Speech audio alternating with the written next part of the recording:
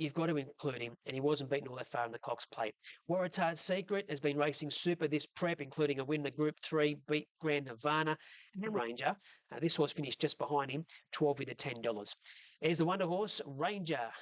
Billy Pike to ride, 16 starts, 6 wins. He's won 3 from 3 this prep. This got him by very impressive. Solid. He's $13. This is the horse I like. Lucky Grey got him by Bradbury's Luck, so that's where he gets the grey from.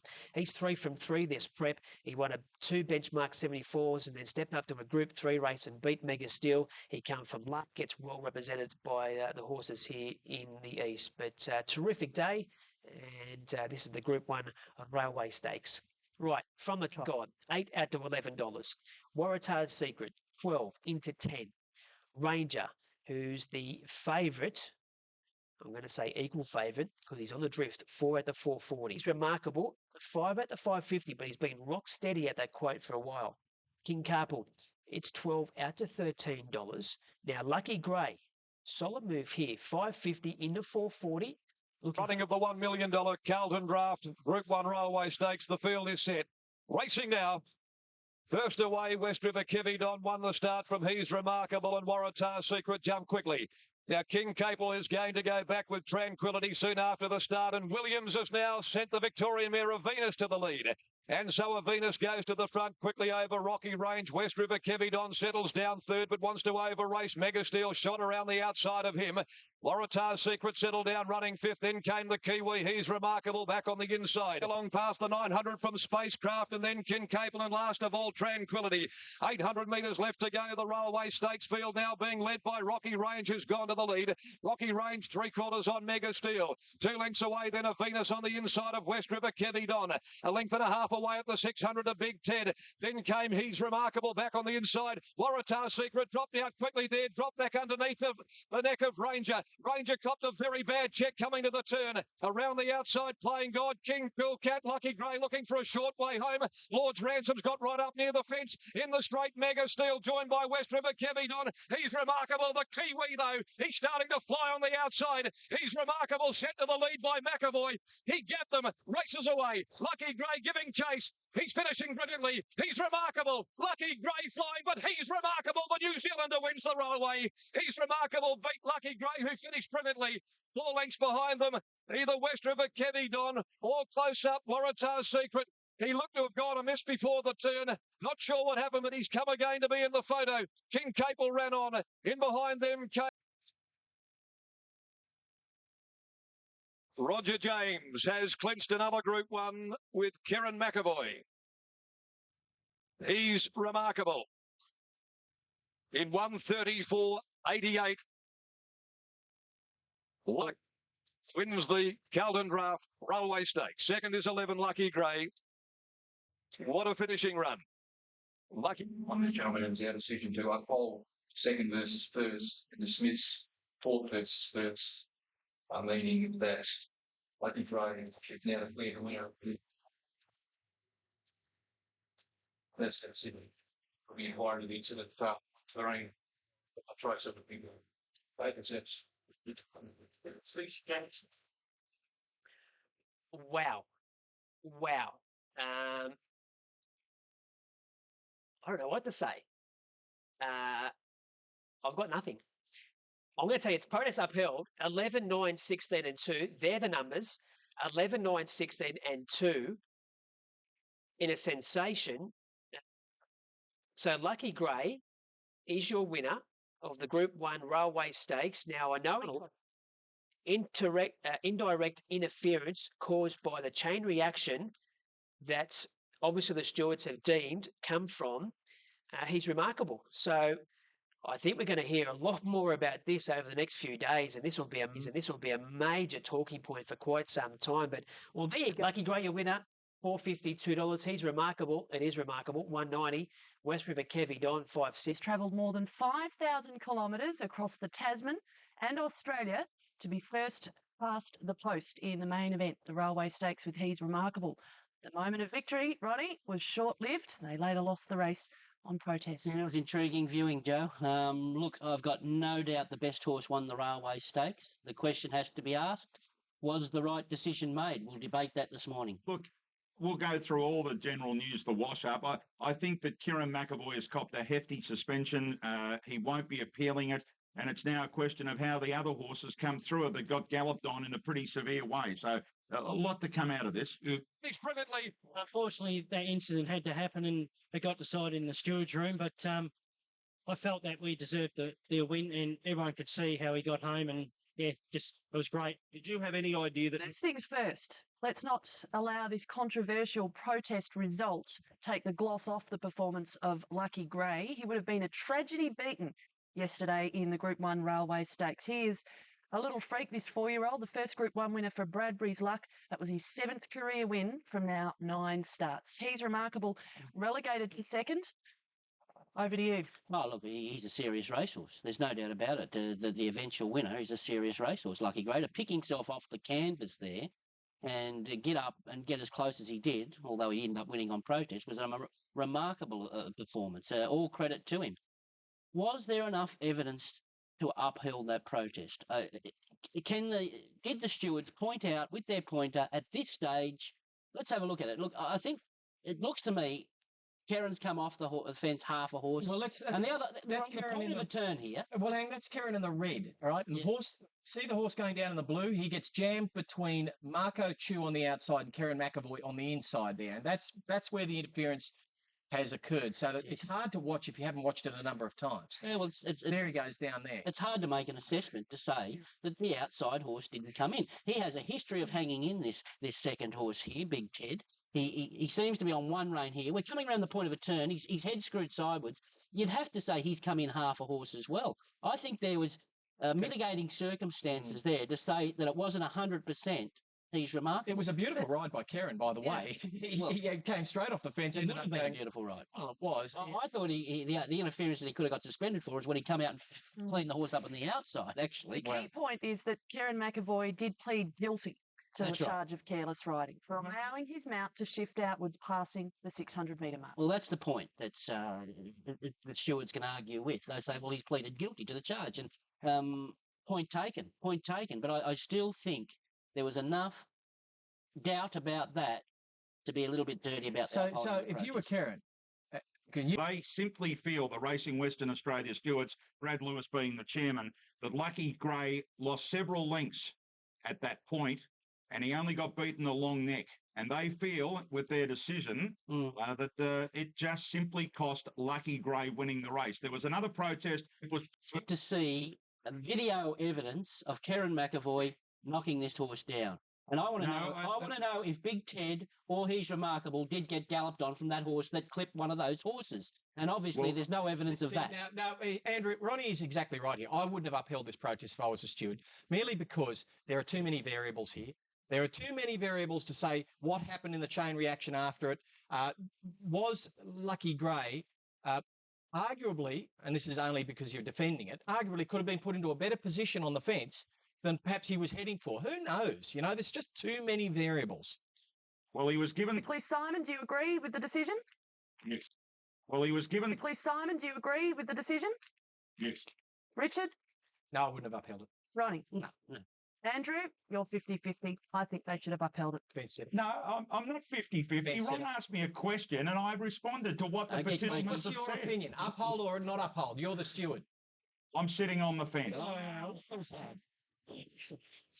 Surprise. I've got to work with these people. It was a mistake. Run. Where Hortensia goes around, and it's the favourite on the tote and will be favoured on all three totes because A, she's in good form, and B, everyone knows who she is. 2-6 to Perth. Oh, there was an outstanding win first up. Good training performance by Paul Massara, and she's from barrier 2. She's only got to have luck in running, and I think she could destroy these. 240 to 210, back at the 215. Hortensia, she's a very good mare. I mentioned yesterday, massively backed, and I'm not surprised. Sporting market move, Hortensia, 240 into 210. And the reaction of Roger James and, it's sort of the reactions of Roger. Racing now in the Winterbottom, Grand Nirvana were the first to get going, and he goes. Dare got out quickly. Across now, Kid Schwarzer pushing up soon after the start is Avanti. Driving through is Eliotto through the first 200. Williams has Hortensia running about fourth, settling into stride. Then For Your Eyes Only. Grand Nirvana was forced to put the brakes on and go back to sit outside of Ego's Dare. Had to be Clorker. And last of all is Elusive Touch. 750 to go. It's Word in front by a length. Rarefied's gone up running second now. Then came Eliotto back on the inside of Avanti. Atensia is just behind them, running fifth at the 600 For Your Eyes Only, followed then by Kid Schwarzer. A length away to Morant, had to be Clorker's back on the fence. Then came Grand Nirvana and Ego's Dare. Elusive Touch is last on the turn. As they'd straightened at the 400, it's Word around the bend in front. McAvoy now goes on Rarefied. Rarefied heads him. 2 lengths behind them, Avanti. Eliotto's on the rails. Hortensia's beginning to wind up. It's Rarefied, but Word kicks.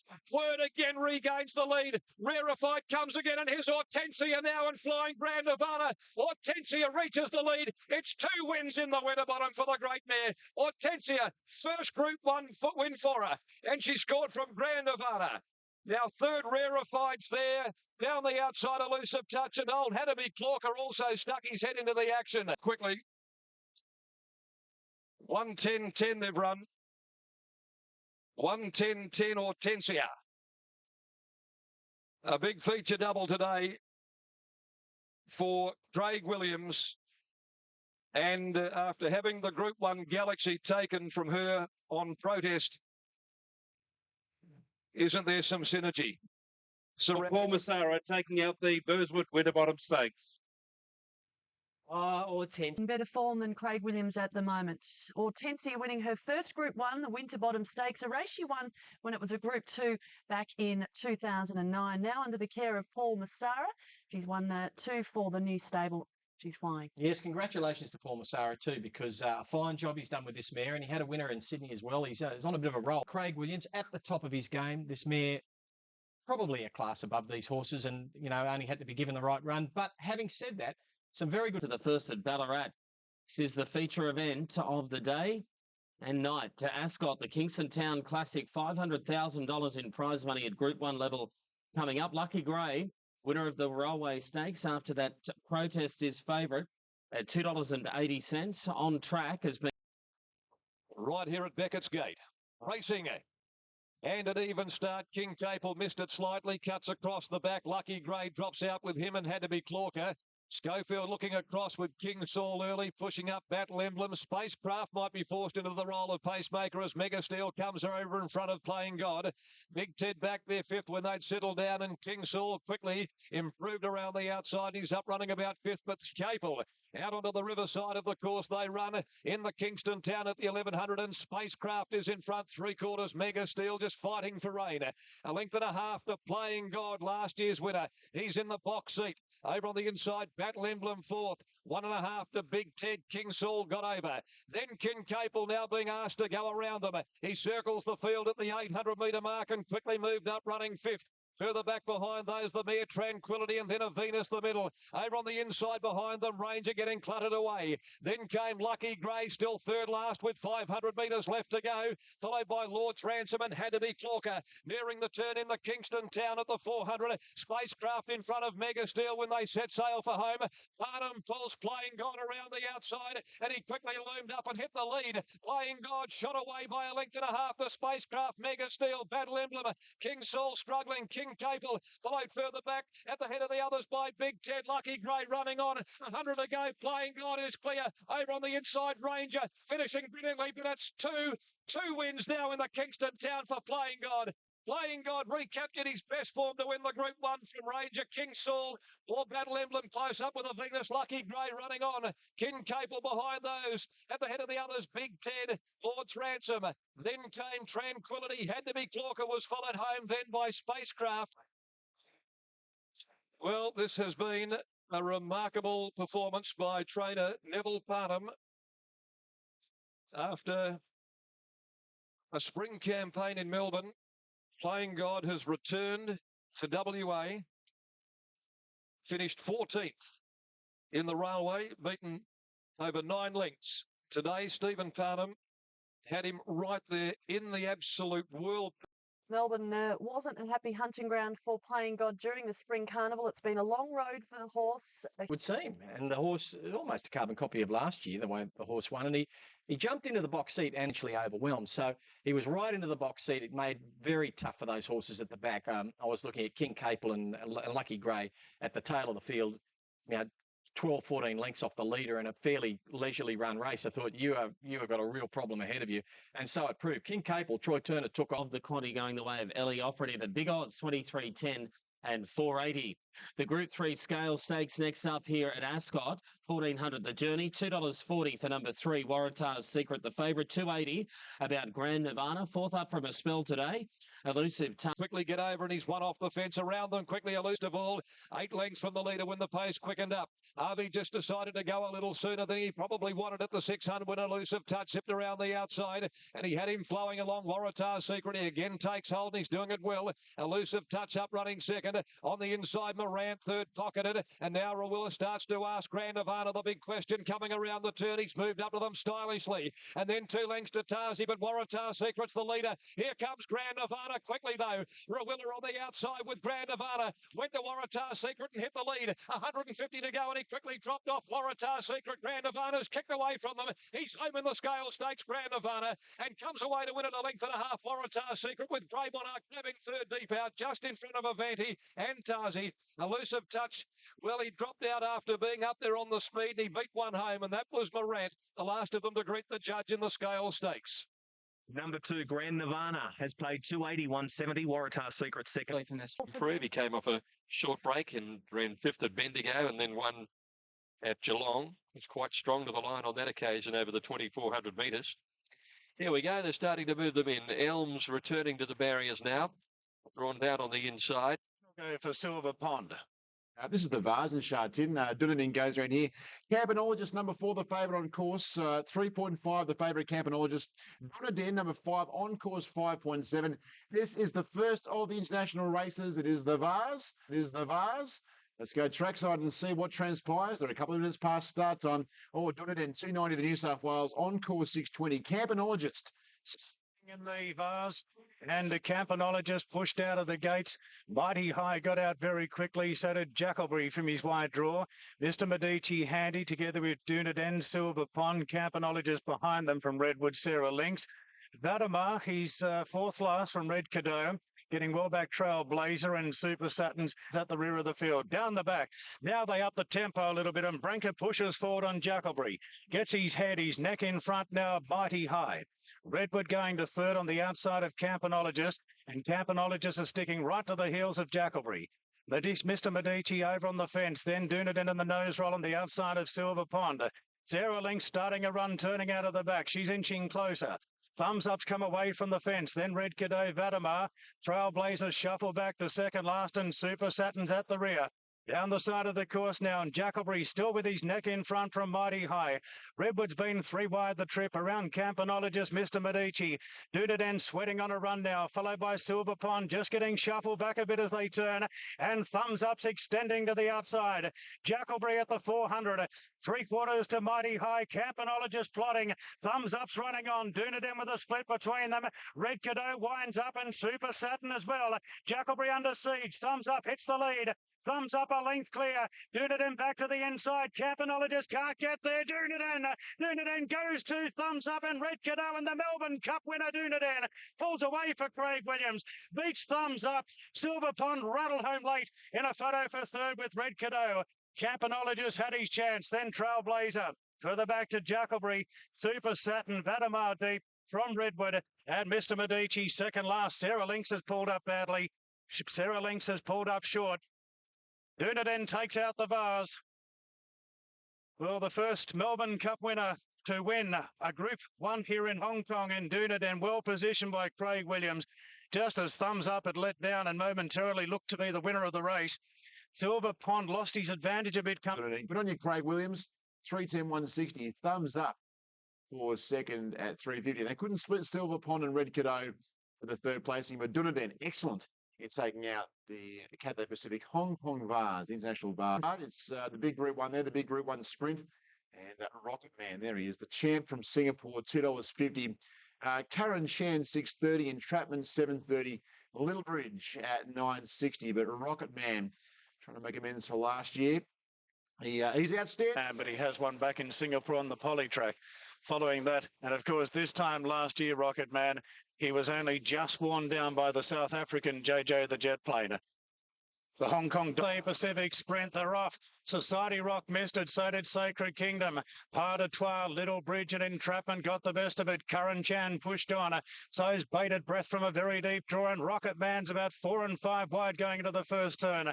The speed's very genuine, and Bated Breath goes on with it. Rocket Man coming over with him. Pas de Trois holds his spot on the fence. Curran Chan takes a sit back into fourth, and Little Bridge winds up with a great run on the fence. A length and a half then to Entrapment, further back to Joy and Fun, Soul Power, Green Birdie the Rails. Society Rock back in the second half of the field. Admirations racing keen in the blinkers from well back Soul Lucky 9. And the last two as they turn, Rich Unicorn and Sacred Kingdom's last into the straight now. And Bated Breath races to the lead from Rocket Man. Back on the inside, Entrapment's running on. Joy and the cheek pieces. Lucky 9 goes after him. Little Bridge strung up in traffic. It's Entrapment, Joy and Fun, Lucky 9 on the outside. A three-way go at the moment. Clear from Rich Unicorn. Running on. Well, what a tussle. Lucky 9 digging in. Lucky 9 going to Entrapment and Joy and Fun. Lucky 9 wins the sprint. What a great finish. Lucky 9 beat Entrapment and Joy and Fun. Then Little Bridge, Curran Chan, Admiration, Rich Unicorn. Little Bridge from Green Birdie, Bated Breath. Rocket Man did a tough from Society Rock. Sacred Kingdom couldn't get into it. Pas de Trois worked in the lead and finished at the rear. Anybody's race up to the 50, and Brett Preble's been able to bring Lucky 9 with this powerful surge, and Lucky 9's got there from either Joy and Fun and Entrapment. Douglas White's body is in front of Brett and turning the bad luck around in Japan, particularly last time out when Pas de Trois put him up. Slimson's been $8 into 550. It's been the one they've backed best to beat the favourite Shen, who's 160 out to 2. They won the last 5, of course. Good Baba with 3 of those. The Duke back in 2006 and Beauty Flash last time out. Flying Blue goes in to be ridden by Olivier Deleuze and the hot favourite. And they're off and racing. Fat Cholula stumbled out of the gates. At Whiteout, Sichuan Success has come out running. So did Able One, Flying Blue. Beauty Flash beaten for speed, and Apapane gets past him. Jimmy Choo and the Red settles midfield. Then Extension, Surpresa. Destined for Glory, Cityscape caught 4 wide. Then Fat Choi Ulala from Outdoor Pegasus. Jabawi Gold switched off. Rogers Manners last. Olivier Deleuze pressed the button on Flying Blue, and he really scoots along in the lead now. He's got way too much speed for Able One and Beauty Flash. Then Jimmy Choo. Well, White got out nicely on Sichuan Success. He's got to sit now and cover as they go into the first turn. The Japanese filly Apapane's caught 3 wide. Then Destined for Glory on the inside of the short price favourite Extension.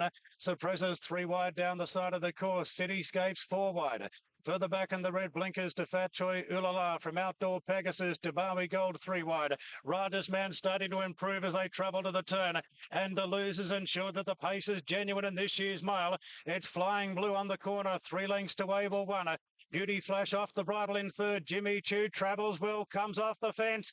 Further back to Sichuan Success, Apapane, Cityscape and Bowie Gold running on as Able One quickly heads off Flying Blue. Jimmy Choo runs on, so does Sichuan Success. Beauty Flash still there. Jimmy's run his race by the looks of it. Able One's the leader, a length and a half to Bowie Gold. Cityscape keeps coming. This has been a big effort. Able One in front of Cityscape. Extension late. Able One in front. Able One takes out the mile. At 9 years of age, Able One staved off Cityscape and Extension. Then Bowie Gold, Jimmy Choo. Outdoor Pegasus, Sichuan Success. Then Beauty Flash, Surpresa. Jeff Lloyd. Well done, Jeff. Just won the big one, the Hong Kong Mile on Able One at 9 years of age. Scratched from the race last year. Had he staved them all off with that tearaway leader, Flying Blue. What a grand servant he's been to the John Moore stable. Staving off Cityscape, off the Tonell Lee. Making when the horse was a late scratching. He's won it by a neck with a short head back to third, a neck by a... Yes. And in the next 20 minutes or so, or 15 minutes, however many minutes it is, Ambitious Dragon Clint, he can stand up and make himself as one of the world's best 10 furlong horses today. I think he will. I think he will, David. But they've got my opinion. We've got to get Up of 2011, Ambitious Dragon wasn't great out. In fact, he's going to settle last, and Pure Champion flew out. Mosse takes him straight to the front. From Bywood, Cirrus to Zeg. California Memory's handy on the fence. Chadwick's going to use the draw. Zazu goes past the 1,000 metres. Boy, Mosse's getting it very easy in the lead here on Pure Champion. Zazu's not pressing the issue on the outside. California Memory with the Dream Run behind them. Then Bywood from Ransom Note. Wider out Durban Thunder around Cirrus de Zeg. Then Jacoby from Ambitious Dragon. White will just save him for one last sprint when they turn for home. And 2 lengths to Irian as they race past the 600 metres in the Hong Kong Cup. It's Pure Champion. Has had a very soft lead from Zazu. California Memory stalking the leaders. Chadwick's coming off the fence as they turn from Bywood, although he hasn't got out as yet. Now Ambitious Dragon cuts loose at the 350. Boy, he's got a paralysing turn of foot, Ambitious Dragon. He's going after Zazu. Bywood between them. California Memories leaving and Irian down the outside. Ambitious Dragon hits the front. He hasn't kicked away. California Memory gets his second wind. Irian the outside, but California Memory got going the last 100, and California Memory wins it for Chadwick. He beats Irian. Then Zazu. Ambitious Dragon couldn't see it out. Next in Cirrus de Zeg from Pure Champion Bywood. Further back to Ransom Note, Jacoby, and Durban Thunder was last.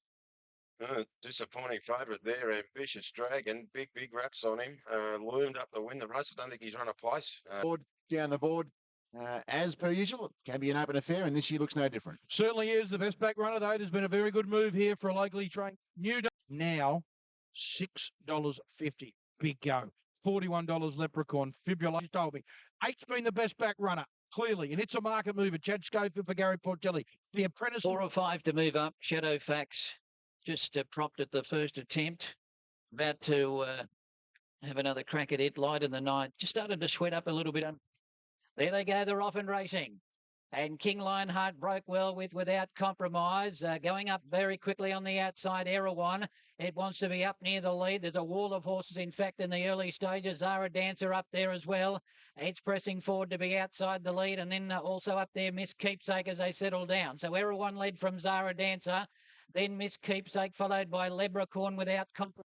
800 out, going to the side. Erewhon just the leader as they work down the side of the track. Just in front here from Zara Dancer, who's in the centre, and Viva Lass, who's worked up on the outside into second. Then Miss Keepsake without compromise, followed by Leprechaun. Then Tyndall, King Lionheart on the inside. Light in the night now being called on.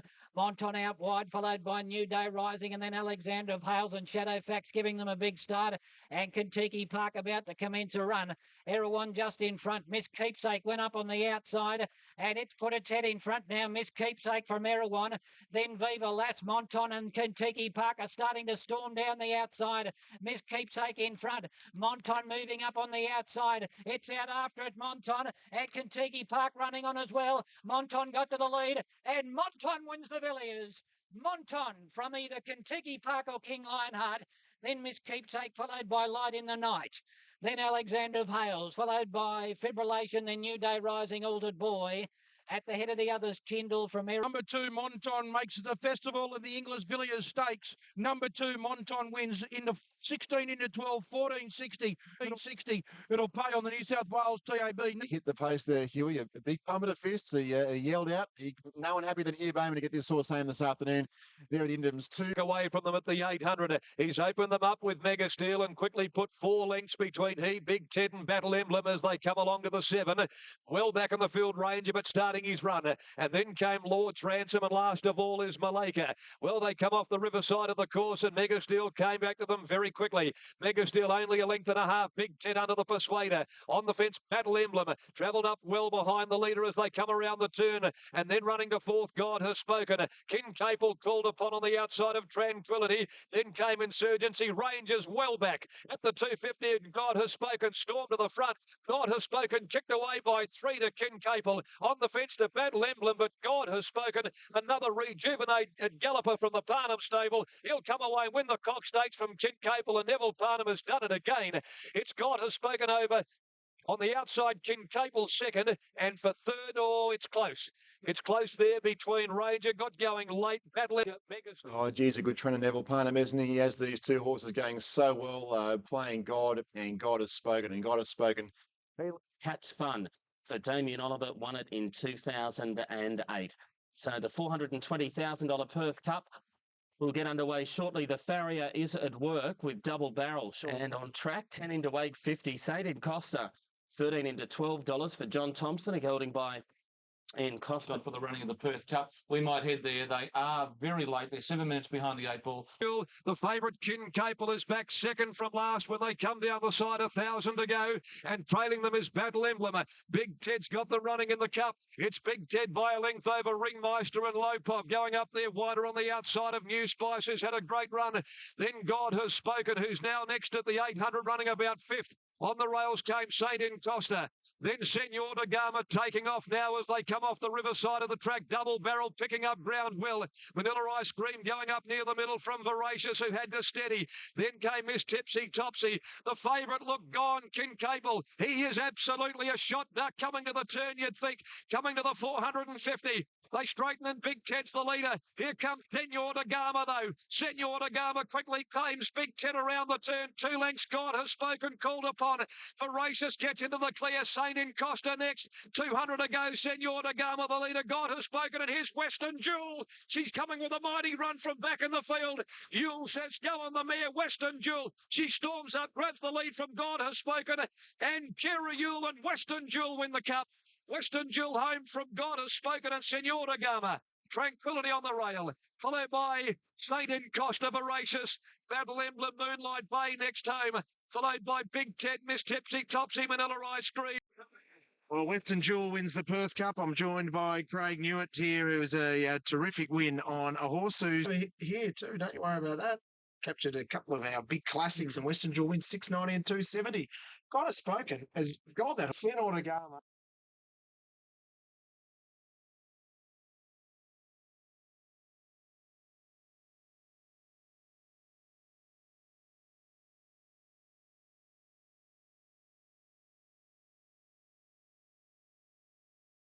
They're racing. Good start out. Sizzling only began fairly. And No Looking Back was the first to come out of the gates, and Dreyfontaine's going fast up towards the lead. And Alazan Thunder's mustering a lot of speed. Into the first corner they go, and it's Dreyfontaine and Alazan Thunder. They led the way from No Looking Back. Amarino's pinged out in a great spot. He's fourth, one away from the rail. They're followed by Snipsu, Fundito, Wide, Little Critters back behind those. Trevino's up in that leading division as well, and they're followed by Mrs. Gray. Sizzling's worse than midfield. Love Laughing a long way back, followed then by Hossamore's a long way back with Lady Colours, followed by Pure Whisper, Discreet, and Nagura Burra's last of all. They're on the bend. It's Dreyfontaine, Alazan Thunder, Snipsu on the outside from No Looking Back as they round the corner. Amarino's about to get into the clear with a big run, and Sizzling's back behind him in the straight. Alazan Thunder and Dreyfontaine, No Looking Back on the fence. They're clear from Snipsu and Amarino. Dreyfontaine, No Looking Back on the inside, and Alazan Thunder, No Looking Back on the inside, and Dreyfontaine to the two. No Looking Back and Dreyfontaine, and No Looking Back's beaten Dreyfontaine of Waterhouse Quinella. Alazan Thunder's run third, fourth home in the race. Probably sizzling out deep on the track. Mrs. Gray's not far away. They're closely been followed then by Vino. Fundito's a long way back with Pure Whisper, followed by Little Critter. And Love Laughing is pulled up at the tail of the field. And here's one tail right off was Nagura Burr. And Amarino is finished in about a clump behind them in about midfield.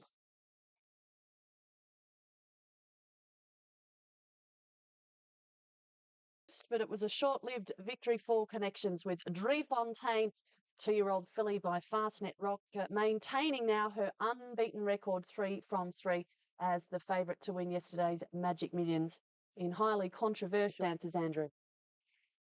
Yeah, no doubt about that, Joe. The head-on quickly told us that we were going to be seeing something happen in the stewards' room, or in fact, would we? Look, I guess the first question is, needed to look at the video to start with.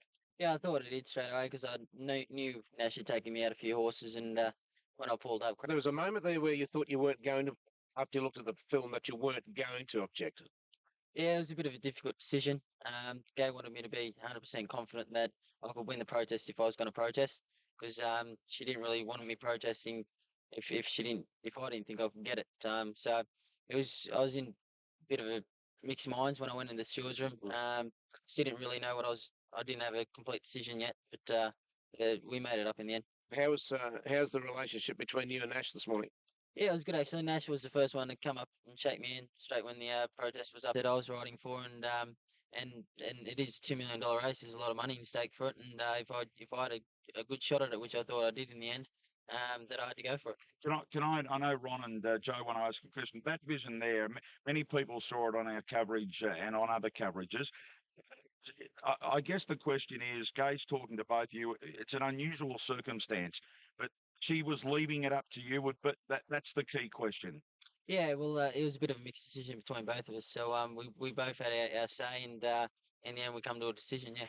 Surely, Tommy, it's your decision. You should have come in for the integrity of the owners of your horse. You're employed by the owners of your horse to come in, and whether it's right or wrong, if you had grounds, you had to protest straight away.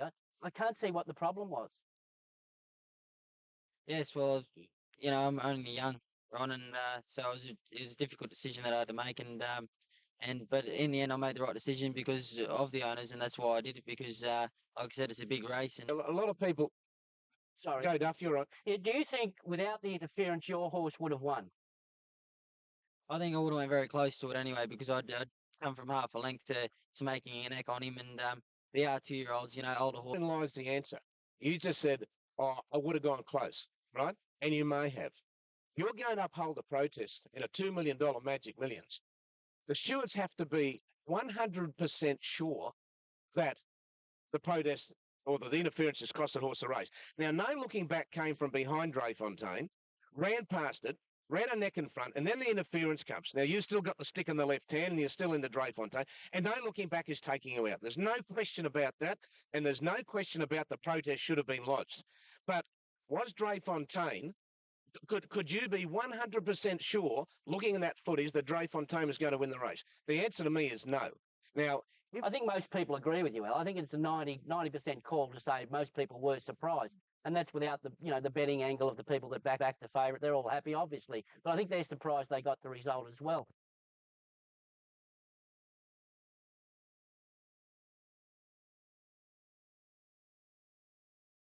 They're racing. Sarfusa from Barrier 1 began okay, and Mariana began brilliantly, and Rocket to Glory's going to go very fast.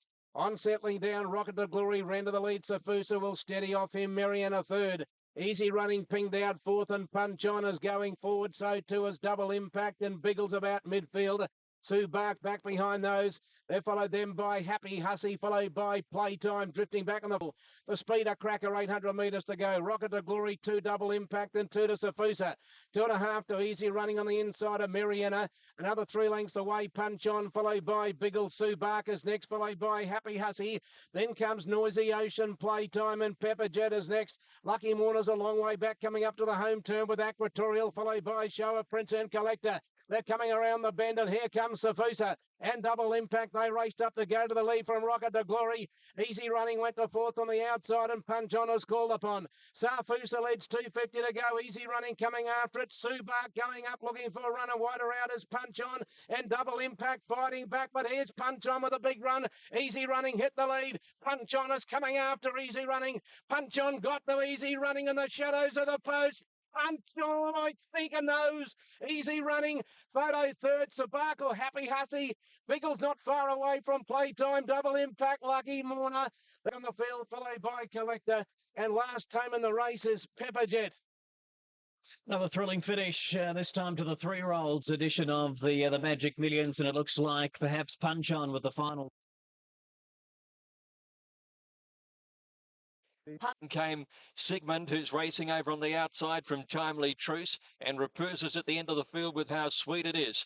The Travelling Man led by Nick Cambiaso as they swing around the turn. One Weekend Getaway, No Smoking under the Lena, and they're followed by Sigmund, pulled to the outside from Timely Truce, Raposa and How Sweet It Is. The Travelling Man led by 2 lengths from Cambiaso into the straight. No Smoking can get a run through between them, and then came Weekend Getaway past the 200. The Travelling Man going strongly. Cambiaso's gone. The Travelling Man led by 2 lengths to No Smoking, who's making no impression at the moment, and the Travelling Man goes down and scores all the way easily from No Smoking. 3 lengths Timely Truce. Cambiaso a disappointing 4th. Then came under the Lena Raposa, followed in by Sigmund. At the end is Weekend Getaway, who had a fairly tough run, and last to finish How Sweet It Is. Well, it's How Sweet It Is for Benny Milliman, young Matt Laurie. They're a good team. And they've got a lovely colt here who was $35 in Blue Diamond betting. Very professional performance today, just as Matt suggested pre-race. He's come on. He's mentally smarter. He's physically tougher.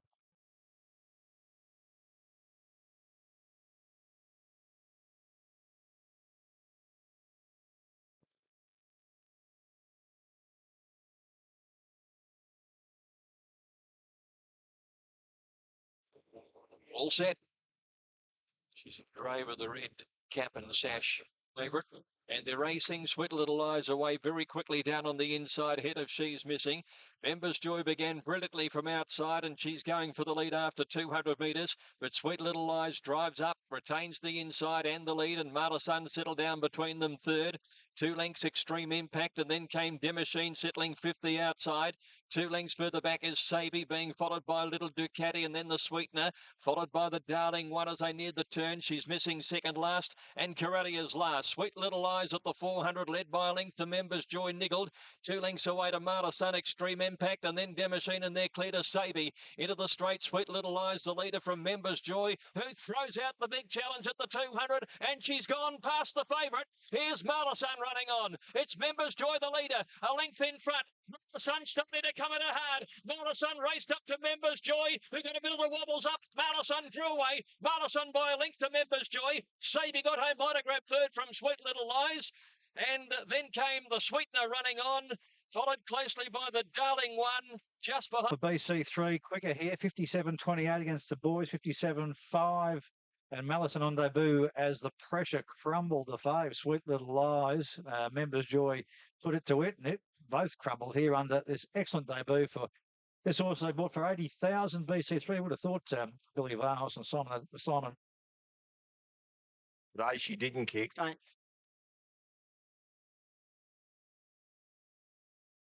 Wide. This filly's making it a bougie, just a little bit on one rein there in the Kavanagh colours. I reckon she's a really good filly, this Sweetener. You keep an eye on her, and the filly Insider, the Darling One, another first starter. Anything that made up ground out wide there. Sabi a bit of a rap there too. She finished. She's off got as well. race experience. Well, These she's fillies had are only having one their first start. I agree. I reckon there's about in those fillies race. There's about 5 of them in that race that you think, well, any one of those could go on and do something. In the Colts race, I reckon there was only the 2 colts that singled themselves out because they ran slightly slower time than the fillies, but you said they came home a little quicker than the fillies. But I just think that those 2 colts and a whole gaggle of those fillies are prospects. Cracking looking colt, isn't it? Up just for a sec if we can. Jamando runs next week for Blake Shin in the Chairman's Raceway. I'm not saying it's a certainty, but unlikely to run in the Blue Diamond is Raceway. Gay is telling me that the Canterbury Stakes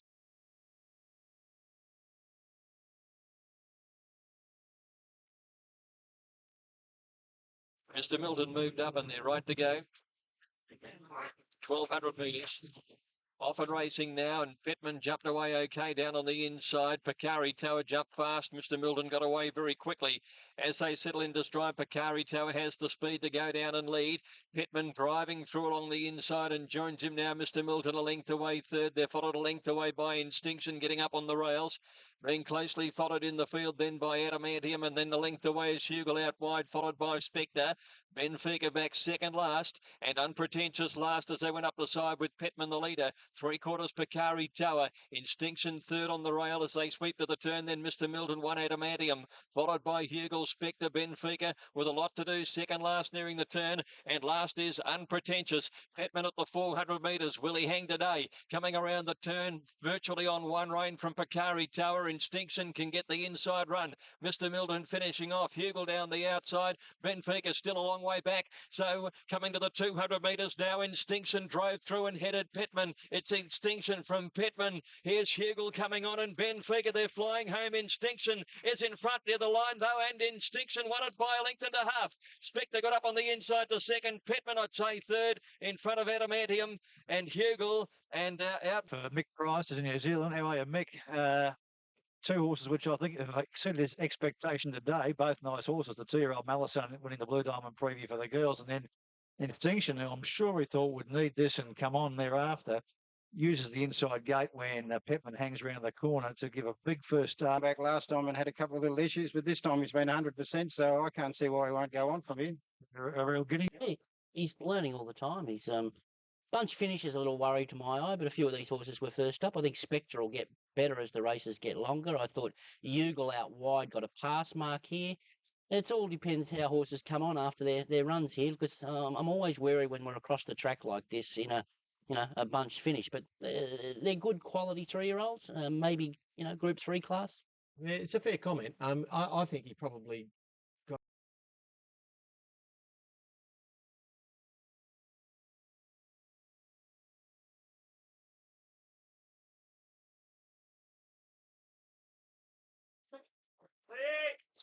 And they're off. Southern Speed jumped fairly down towards the inside, and away quickly is Shout Out Loud. Dan Zarlem immediately heads him and finds the front, and they're followed by Vivid Vixen up there in third placing, and Shadow Fax settled down a length away fourth, outside of At the Heads. 2 lengths further back is Chasm, within about 5 lengths of the leaders, and then Royal Rambler.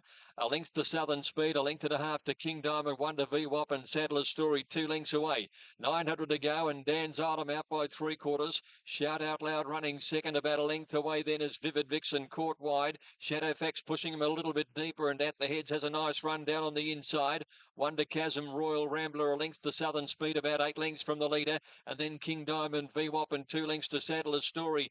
Dan Zarlem at the 600 by 3/4 to Shout Out Loud. Vivid Vixen At the Heads getting through near the inside has had a beautiful run. Shadow Fax next is Niggled At, and then 2 lengths to Chasm and Royal Rambler, and the rest headed by VWAP, Southern Speed as they come around the turn, and Dan Zarlem the leader in front of Shout Out Loud. Shadow Fax on the scene. At the Heads waiting behind the leader, and then Royal Rambler, Vivid Vixen, and Chasm coming down the outside. Dan Zarlem tackled by Shout Out Loud. Shadow Fax At the Heads couldn't get through. Dan Zarlem, Shout Out Loud fighting it out now. Here's Southern Speed starting to swap them, the Caulfield Cup winner. Shout Out Loud, Dan Zarlem, but Southern Speed spotted him up and won. Southern Speed beats Shout Out Loud. Close up Dan Zarlem, or At the Heads and Shadow Fax are all lined up for placings there, but no doubt about the Caulfield Cup champion. She's back a winner. Next over VWAP, King Diamond Roy. Stuff. Great to see the Caulfield Cup winner coming back in that sort of form off that short break after the McKinnon Stakes. Too much class for those horses, even with the impost. It wasn't an impost, probably not against those horses. And now she sets up a bit of a mouth-watering real clash with Black Caviar to some extent in the All Stakes. There'll be some fair dinkum opposition, maybe, but that's good. That's class was it. But she stays 1400 now, doesn't she? Next time out when you're going to take on something else. Yeah, that'll be easy. The next one when she only has to meet Black Caviar, so that'll be easy. That's going to be some sort of opposition though for her, isn't it? For Black Caviar, some opposition though for her, isn't it? For Black Caviar, because you've got a proven Group 1 horse here. Oh, I doubt it. If we run a nice second, they'll be happy. The main goal of this campaign, then, what's on track for her? The Australian Cup and the BMW. It's obviously what you see today has been picking up that last 150. Especially with 60 kilos. Oh, it wasn't even the last furlong. It was really just that last 100 metres where she really hit top gear and she just showed her class. She's really coming well. And he didn't kill her either, did he? He just gave her one or two. And was there any bias there on the day? Was it a bit hard to make ground? It was a little bit hard, yeah. So You she, didn't want to her be too effort, wide off yeah, that exactly. fence, Yeah. Again, you can argue quality of opposition, but you're talking about a horse coming off the Caulfield Cup, McKinnon States campaign, resuming not too far away and coming up 400 metres first up. Yeah, she's not a Group 1 miler coming back with 60 kilos at 1400. As you said, she's a Caulfield Cup winner. So it was a task and she did a really good job. Next is Eagle Daphne, 2 lengths to Chasm and Royal Rambler. Now, here's Southern Speed starting to swap them, the Caulfield Cup winner. Shout Out Loud, Dan's on it, but Southern Speed swallowed him up and won. Southern Speed beats Shout Out Loud, close up Dan's on him, or At the Heads and Shadow Facts are all lined up. As good as that was, Gary, straight off the race, I asked Leon, oh, it'd be good to take on Black Caviar next start, and he's got a Group 1 horse, he was on a Caulfield Cup, and he said, we're happy to run second. But oh, that was a good run, wasn't it? Yeah. It was a great one. He's come back in absolutely awesome style. Southern Speed under 60 kilos, winning the listed John Dillon Stakes. It's all before and now the autumn. Here's a what? I don't think many people expected that would happen, to tell you the truth. It was a lovely ride by Williams. He just cuddled her, just simply outclassed them over the last 50 metres there. He only sent it to a top for about 100 Yeah, metres. he did. He pulled her into the clearances, go girl, and she rounded him up. I'm convinced. I know this sounds crazy because she's won a Caulfield Cup, but I'm completely convinced she's just a stayer. Oh no, she's I not. think she's like might be a proper weight for age horse. This man that can, act anywhere from 1400 metres to 2400 metres. Yeah, you'll be pleased to say that she's not going to be a force in a Cox Plate or something this year. It's possible, So then, isn't it? Andrew, To take a line through the William Reid Stakes, which she won here last March, there was almost 10,000 people, and all indications were that it was heading for that sort of number again. But yeah, to see another 5,000 people come through, you look at the front lawn, it's chock-a-block full. But yeah, we'll certainly have no trouble serving Britain. She wants it to happen. The script's already written. She wins, but people want to be here to see the mighty mare. Yeah. The one underneath the mask here. That's right. I'm in amongst the Black Caviar cheer squad. I've found Aaron. A lot of kids are up on their mums and dads, mainly their dad's shoulders, looking over, waiting for Black Caviar to come in. It's something that a lot of people, when they walk away from this night tonight, it will burn in their memory forever. Let's make up the field. Number 1 is the stablemate. Doubtful Jack. Good luck to David. There we go. Got a chance, Terry? Well, here she is, the champion. She's undefeated so far. She has the perfect stats. She is in the line of 5th horse in the world of racing to go through this campaign or her whole career without being defeated. There are very few champions that can hold that mantle, hold that tag, and she does. Now, here she is walking past me, if you possibly want.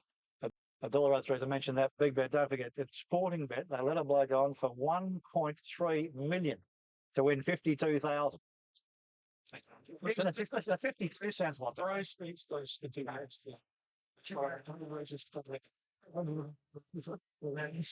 caller, Terry, when you get to call these horses and races, what a view you've got and a responsibility you've got too.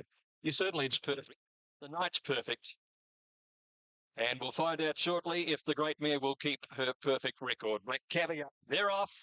And Black Caviar jumps evenly down on the inside. Zeddy Knight tries to go with her in the early part. And indeed, Luke Nolan said, you can have the lead. I'll sit back third. And it's Zeddy Knight leading about a half in front. Doubtful Jack second. 2 lengths away then is Black Caviar. 1 further back is Sound Journey, Rock Classic and Hollow Lee about a half a length away last. So Zeddy Knight ran the first turn at the 800, 3/4 clear. In second placing, Doubtful Jack. And then 2.5 lengths away, Black Caviar. She stays away from the rail. 1.5 lengths in front of Sound Journey, Rock Classic and Hollow Lee. Zeddy Knight at the 600, a half in front. On the outside, Doubtful Jack. 1.5 lengths away then is the great mare, Black Caviar. She's just idling along. 2 lengths from the leaders and then 2 lengths further back is Hollow Lee. Sound Journey, Rock Classic on the rail. Here comes the champion, and she's raced up and gone to the lead around the home turn now. Black Caviar, foot paid to Zeddy Knight, and then Doubtful Jack, but the crowd roaring for one of the greats of the world. Into the straight she comes, Black Caviar, opening up by 3 lengths. Zeddy Knight boxing on well, but here she is, 17 strokes, the invincible one. Black Caviar won it by 3. Zeddy Knight second, 4 lengths, Doubtful Jack, followed in by Rock Classic, Sound Journey, Hollow Lee, and it just keeps on rolling on. Well, it's not so much a race anymore. It becomes an event with Black Caviar. The massive crowd came to see just the Come listen to this, and Jason Richardson will grab Peter Moody now and have a Relief. Is that the first thing that goes through your mind? Yeah, just great to see her back in it. You know, attitude's good, action's terrific. So hopefully it's the start of a wonderful 6 months. Once again, not extended, but she did enough, just what you wanted tonight? Yeah, well, you know, they've run 1.9 something, so it's easy to say unextended, but, you know, how much faster do they go? But it's just wonderful to see her back in great shape. She's really pleased us at home in Australia before we go overseas. I know you're going to wait till she pulls up. If she pulls up fine, the way you saw it tonight, any extension on those plans?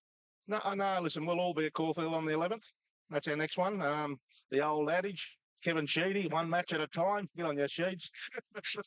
But no, listen, we'll be at Caulfield on the 11th, and there's a race for her every Saturday on the eastern seaboard of Australia and most parts of the world for the next 6 months. So we've set our next 3 out. But number 17 and the superlatives, Bruce. We run out of superlatives for this man. a long time ago, I think. Just as I said, nice and settled as always, and breathtaking as always. Yeah, look, probably there wasn't the strongest opposition she's met, but she relaxed nicely off an even speed and towed up before the Tabrae, and I just give her a squeeze because there's a bit going on here tonight, I suppose. Didn't get complacent, but just to make sure she took full benefit of go up today. You know, we're going to 7 furlongs next time and ran her circle at home. It's not posing any fears. You have a bit of issues there before you the race? Not at all. I think I just swan down, and you just expect the expected, wouldn't you? It's just a terrific number, 17th win. But I think you touched on that different vibe, and Gary hit on it as well. You see the crew go through, the family atmosphere. They're all there, from kids, infant, children. Everybody gets included. In-laws, they're all there to watch her go around. And I think that's what adds to the vibe, because everybody else feels a part of that family, because the owners are so welcoming. They want to welcome the general public. It's been the great thing about it, isn't it? You see the kids there with the flags. Like, you don't see that very often at the races. We've seen it once in Sydney, and we saw Makybe Diva with the masts and some flags there with her. We haven't seen a champion like that in Sydney very often. When Kingston Town was at its peak, you never saw anything like that. So this is a great phenomenon at the moment. Well, you look at it. What was they even were made a break in the tennis, didn't they, to switch Channel 7? Like, I don't think that's ever happened before. And as Journey Rock Classic on the rail, here comes the champion, and she's raced up and gone to the lead around the home turn now. Black Caviar put paid to Zeddy Knight, and then Doubtful Jack, but the crowd roaring for one of the greats of the world. Into the straight she comes, Black Caviar, opening up by 3 lengths. Zeddy Knight boxing on well, but here she is, 17 straight, the invincible one. Black Caviar won it by 3. Zeddy Knight second, 4 lengths, Doubtful Jack, got it in by... And again, she just makes the supposedly difficult look so easy and so effortless, and got within 0.15 of Miss Andretti's record, who was flying at the time. And Gary, do you get bored? Rail shortly. You were there, Shaq. I mean, I don't know what the figure was. We'll never know because the gates went open. But between 15 and 20, clearly. Yeah. Well, let's hear from Michael, because they admit they got it wrong. Here's Michael being thrown open at the Valley because of that horse there. Good option for the. Just from Friday night, William Hill put up markets. It's amazing that straight up they went 6-1 that both you, Black Caviar, 2006, tweeted, and Frank will remain unbeaten in 2012. Shark, are you happy to take the 6-1 there? Oh, very happy, and I'm very glad that I opened a William Hill account when I was in the UK a few years ago, because I don't think you can open one from Australia if you're a resident here, so I might have to load it up again. What about this one? 4-5 to win. It's the only thing she's got to do now, beat the clock, and that's the thing that amazed me. I thought, oh well, she's got the job done. She beat what you'd have to say was a moderate lot. Look at her, she's just poetry in motion. Look at this. This is beautiful to watch. It's a track gallop. It's not a track gallop, because she's only a 10th outside, just over a 10th outside the course record. Look at her. Yeah. He's only just rubbing his hands up and down her neck. That's what they do in track gallops. It's unbelievable. It is amazing what she does. It is surprising that she hasn't broken more records, because Miss Andretti, I think, held 4 or 5 records at one time when she was the dominant sprinter. Now, this mare She could breed A him if she better wanted to. sprinter than Miss Andretti, and can't, but doesn't break the records. It's But odd, she's isn't not it? asked to break records, and that's why And that's is what'll that help her. in the interests of preservation of the horse? Yes, but is that You because can only exert an animal so many times. is that because the opposition not capable of making a breaker record? Well, maybe that could be well be the truth. If she has to break a record to win, she will. But now they don't have to break records with her because they're thinking of longevity with her. And, you know, you can only press the button and gas a horse so many times. While she's doing it on the bit, she's still running time to beat them, beats them by margins.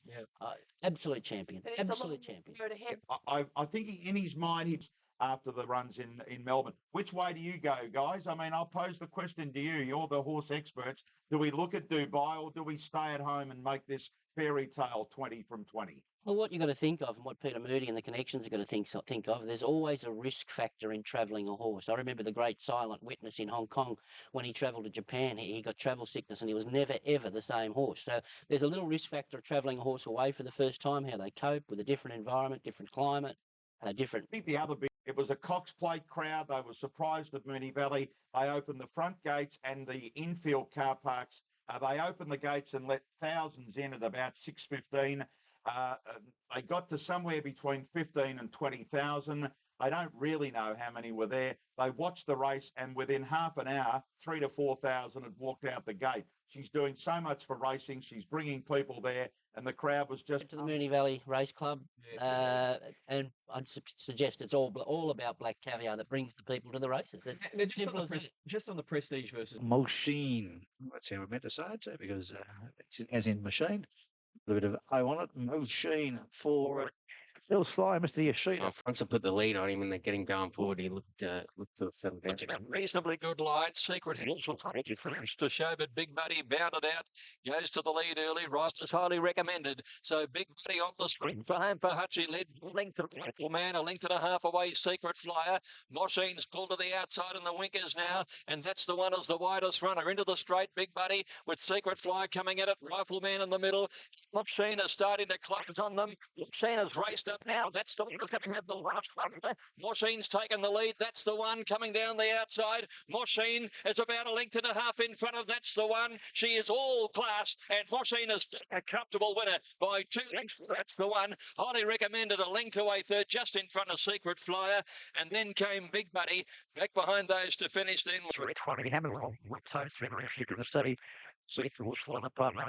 Outstanding on resumption here. Mosine, I'd like to see him come back and win the short trip after winning an Oaks. You know, question, I suppose, where's Atlantic Jewel? Sorry. That's the one highly recommended, outstanding. But let's talk about the one first. It's Mosine. Here's the Guineas market with helmet, going to be the favourite. So helmet Tuesday night down at Cremon under lights. Is in the market. We keep forgetting. I think she had a second start in a Golden Slipper and was placed.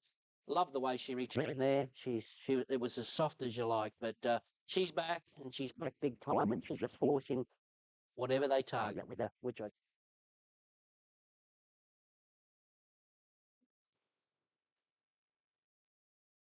Had a smear of the lead up there with unanimously has gone through and a length away. General Truce Canali on the rails fourth. One Faster Sun, Cool Grinder within 4 of the lead of the outside, and then Shock Value followed up by Phil Spreader Ridden Coal today, and then Silver Bullion and about 5 lengths away to Rafa Yellow. Definitely Rudy the leader coming around the turn, about 2 lengths in front of unanimously. General Truce, Cool Grinder to the outside, starting to Phil Spreader's peeling.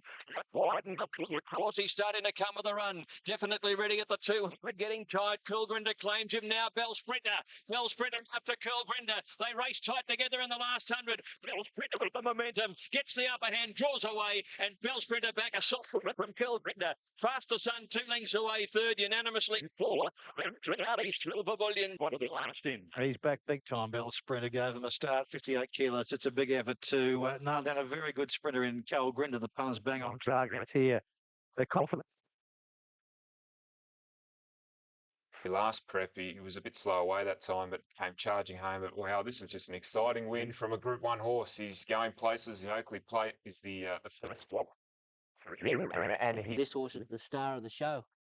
You have to be impressed because she's not a Cool Grinder. She was there to win. He come from the back. He rattled off an amazing sectional time there, and he was look forward to his progress. Goes in 11 minutes time where Russ Ambo for Dahlia, the previous winner in Sydney. He's your favourite. 3. He still dines off with it, doesn't he? Oh, wouldn't you? Still. 700, Andre Ruhu began very fast over near the outside, and Ferment seemed to jump all right. Planet Voyage is pushing up, and Greenwich in the orange is showing some speed, and Rosambo went back to about third last, settling down, followed Cambiaso, and a couple of lengths further back in the field is General Ripper at the end of the field. Now, it's Planet Voyage after a few hundred metres going through, leading in company with Greenwich along the rail. Andre Ruhu steadies up about 3/4 away third, 1.5 for Rosambo. Cambiaso the rail, and then came Ferment, who's back second last, and 2 lengths General Ripper. But Greenwich has the lead coming up to the turn. Running second on the outside is Planet Voyage, and they're followed Andre Ruhu. Rosambo behind them, Ferment under pressure wide, and Cambiaso waiting for a run as they cornered into the straight, where Greenwich still had it from Planet Voyage. Andre Ruhu, Rosambo trying to squeeze through, and Cambiaso's run up onto their heels, and Ferment is down the outside, and General Ripper, they stretch right across the track here. Anything could win it. Rosambo's coming through. General Ripper from the back. General Ripper and Rosambo come to the line. General Ripper's got up to win a neck, Rosambo. Photo for third, perhaps Ferment from Andre Ruhu. Planet Voyage dropped out of it, and so did Greenwich, and they've finished back there with Cambiaso. Well, another one for David Hayes. Mama's Choice last week on debut into the Diamond. General Ripper this week winning into the over a sprint journey, Sam. There's no doubt about it. division of the Blue Diamond Prelude here. Great lineup. Sam Moretti's been well backed all through the week. And would you believe it? They've hammered again today. We saw David Hayes emerge with General Ripper. But let's go to the yard with these. In like an old handicapper that's she knows what it's all about, and she hasn't got a worry in the world. Applegate a little bit slow to move, and Diamond Earth away brilliantly. Samariti bounced out of the stalls, and there's Sweetener driving up on the inside as they settle into stride, and Marla Sun wanting to over race is getting up on the inside early. But Diamond Earth has sufficient speed, and she crosses over after 300. Led by 2 lengths to Marla Sun, running up into second, and on the outside Sweetener third. 1 to Samariti, 1 further back in the field then is Clearwater Bay getting up on the inside, and then Formidable, Real Stolly, Princeton Miss, Tuscan Hayes, well back, Members Joy second last, and Applegate is last and niggled along as they neared the turn, where Diamond Earth led by a length to Marla Sun and Sweetener, 2 lengths to Samariti. Clearwater Bay getting up on the inside, and then Formidable and Real Stolly as they cornered. Applegate is still last. Diamond Earth the leader, 250 to go. Coming after it, Marla Sun, Samariti down the outside, and Sweetener in the middle. These are the 4 with 200 to go, though. Samariti just swept on by, sprinted away from them. Look at her go. She's opening up. Formidable running on from Sweetener, but Samariti trotted in by 3 lengths brilliantly. Formidable second, Sweetener held third. Members Joy got home from last to get fourth. Then Clearwater Bay, Princeton Miss, Marla Sun dropped out. Applegate, Never a Hope. Real Stolly, Diamond Earth dropped right out in the run home, and back at the tail end of the field is Tuscan Hayes, and much quicker than the Colts. There's your Blue Diamond favourite, and probably your Blue Diamond winner. 1.338 against 1.415. Couldn't muster the early speed they thought, but Mick Price has been talking this up. This TVN, you hear from the trainer who tells it exactly as it is, and you could have had $7 this in the week, and whatever you liked in the Blue Diamond, 26 into 21 early in the week. And just put the time on the board here, beating Formidable, who was good again. And about this filly, that performance, has that exceeded your expectation about it? I think so, because nothing like race day to sort out the blah blah in this game, is it? Pretty strongly towards a nice 1,200 metres with them. Yeah, the time much quicker than the boys. Is that any relevance to you, or you just like to see what you saw? I think so. No, I think it is. That's the opposition, and also there's probably 6 colts go across the line within a length of each other, so I don't think there's 6 champions. You know what I mean? Diamond favourite by for those who've got the $26 on the run through, and I know a few who did, they'd be pretty happy too. Here's your third. Members Joy got home from last to get fourth. Then Clearwater Bay, Princeton Miss, Marla Sun. The binary team and Neville Gibson and Alan Green. Good luck to you en route to the slipper of the Blue Diamond first, then the slipper perhaps. Look at that, you still got $4.20. There's no better straight talking shooter at the game than Mick Price, and I don't know, we're carved out of concrete if we don't follow him in. You just had to take notice of him because he'd spoken so highly about Marla Sun prior to her winning the Blue Diamond preview, and then when she came out and won again, he said she was his best chance. And then last week, Samariti's obviously put in a good piece of work, a final fast gallop or whatever it was before this race. And he said, well, things have changed. This is the ace now. And she was absolutely fantastic. Class above those fillies. Sweetener improved with the blinkers and a more positive ride. I think we'll see the favourite pick anyway. Well, prior to the race, I interviewed Mick, and then speaking to Craig Newitt after the race, Mick said before the race she'd just win, and he said, Richard, all too hard. The after Black Caviar running next week, perhaps, and also forget who's in the Tried particularly well on Tuesday, Piero. Look, I didn't really. I thought he was more. She drew awkward. She didn't get the best of run. She was sort of 3 deep on a win, but horses like this don't come along very often. Well, there's no Malasan. Obviously, Malasan's thrown in an ordinary one, but look, this filly, the margin, the time, the way she did it, the good horses do that. So I think there's improvement in her from today leading into a Blue Diamond.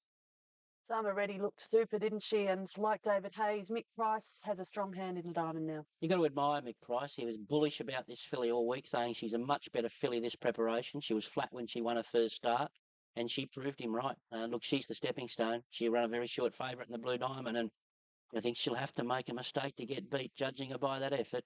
Unless she's cooked after that, she was just so dominant there. The blinkers, I think they overdid. Yeah, probably could have won by 4 lengths. Everything with 2-year-olds, they tend to run reasonably consistently to their times and measures, 2-year-olds, more so than they perhaps do as older horses. So, yeah, she's going to start a short price favourite. And it's hard to see any of those fillies beating her, and it's hard to see any of the colts beating her at the moment. So, she's a natural favourite. Race number 5 here. Instalment was the late scratching.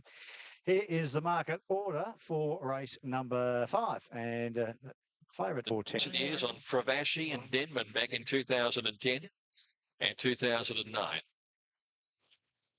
Now, the next one to come in is Proliferate and Zep racing at the 1400. Hugel slow to move by a length down on the inside. Mr. Milton got away well, and so did Adamantium. Rider looking around for something to go to the front. Collar's left there, and now Pied de Terre's coming over. So it's Pied de Terre outside of Collar. They're the 2 leaders settling into stride at a moderate gallop only. Just Hugel midfield on the rail, followed Unpretentious, Proliferate, and then a length further back, Bomba Tomba, and a length and a half to Spectre.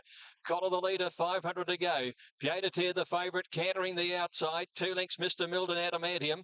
Zephyron's been wide all the way. Benfica's held up. Unpretentious trying to make some ground out wide, and then Proliferate and Hugel as they cornered, where Pied de Terre raced up and joined Collar, followed by Adamantium. Mr. Milton trying to work clear. Proliferate in the white blinkers. Hugel getting through just inside him. Pied de Terre hit the lead at the 150 from Adamantium, Mr. Milton, Proliferate and Hugel. With 100 to go, still Pied de Terre a length and a half clear. He's holding on near the line. The favourite gets in. Pied de Terre beat Proliferate, getting up for second. A very good run. Adamantium third. Mr. Milton boxed on. Bomba Tomba made ground against a slow pace. Hugel next in. Meritorious second against older horses in the Chester Manifold. So he's pretty good. Pretty good go. Well, as Pete Snowden said post-race, the key to this horse is fresh and shorter trips, and 400 metres maximum. It's just great to be part of it here, as you see the mare walking behind us. And there's a big cheer squad, the Black Caviar cheer squad, and right amongst them, just around the corner. The market, well, does it really matter in this day and age with her? $1.10, eh? $1.10, eh? There you go. $1.30 super tap, crikey. 3's on. Efficient race 6, Black Caviar. Just starting to take a bit more interest in what's going on around her at the moment. The champ, but I think that's part of the great part of her success. We just on this week, Shane. Her length of stride. About she takes 8 less strides over 200 metres than the average racehorse. But now it's $1.06. Gee, you're taking that for your trip. Runners have just come maybe for this hour either side of it. Just to kids have come along. They can't have the whole day here. And look at that massive people. That looks like a Caulfield Cup crowd. Thank you, Melbourne. You have not let us down. You have not let Mike Simons down. You haven't let anybody down. You've come here in your drives. This is more than a Caulfield Cup crowd for mine. And all you're going to see there is the head on of a rushing past you, pulling up and posing for the photo. You don't see those people or that spot activated because that comes from right at the back of the tree. This is sensational, isn't it? This is early autumn. It's about 20 degrees. It's not a major day, nowhere near a major day of racing in Victoria. And yet we have a crowd like this. It is just overwhelming. And They're moving up in a line for the Group 1. Dan Xylem had moved up. Doubtful Jack. And so for the first time, the Great Mare is out to 1400 again. The Group 1, CF4. They're off. Black Caviar, probably one of the best getaways we've seen of her. Doubtful Jack beat her out, but she's right up there with Dan Xylem and Midas Touch. She settles down fourth, about a length off the lead, which is dawdling at the early part of the race. And as they settle down, Dan Xylem now goes clear by about a length to Midas Touch. Doubtful Jack is third and a length and a half away, then Black Caviar. She's 4 lengths away from the leader. Then Precedence and Elo, Playing God out wide, pulling his way around them. And then Southern Speed and Efficient back last. So Dan Xylem had the lead now, going to the side of the course, a length and a half, Midas Touch. In on the rails in third, placing Doubtful Jack. And fourth on the outside is Black Caviar, idling along about 3 lengths away from the leader. Then Playing God, Precedence, Elo, Southern Speed and Efficient is last of all, 8 lengths from the front runner. At the 600, Dan Xylem the leader. Midas Touch is second, a length and a half away. Doubtful Jack. Nolan hasn't gone yet on the great mare, Black Caviar. She's creeping into it. Tracked up by Playing God, Elo, Precedent, Southern Speed and Efficient. Now they're on the swing. Black Caviar within a length of the leader, which is now Midas Touch, who claimed Dan Xylem into the straight. Now Black Caviar, the awesome racehorse, races to the front. She's kicked away now. She's home. She's 3 lengths clear. Playing God is running on. Southern Speed is making ground, but the pride of Australia is the greatest show on earth. Black Caviar won it by 3 lengths to Southern Speed, Playing God, and then either Elo, Doubtful Jack or Midas Touch across the track. Dan Xylem in behind them, and then Precedence and Efficient last throughout. Win number 18, as easy as you like. $1.85 not to be used with the whip. That one home as well. Time's horrendous, 1:25.14. Who cares? They came to see an event. They came to see a champion. They crawled for the race, and she's just chugged over the line as easy as you like. Doesn't let anyone down when she comes to perform on her favourite stage here at racetracks in Australia.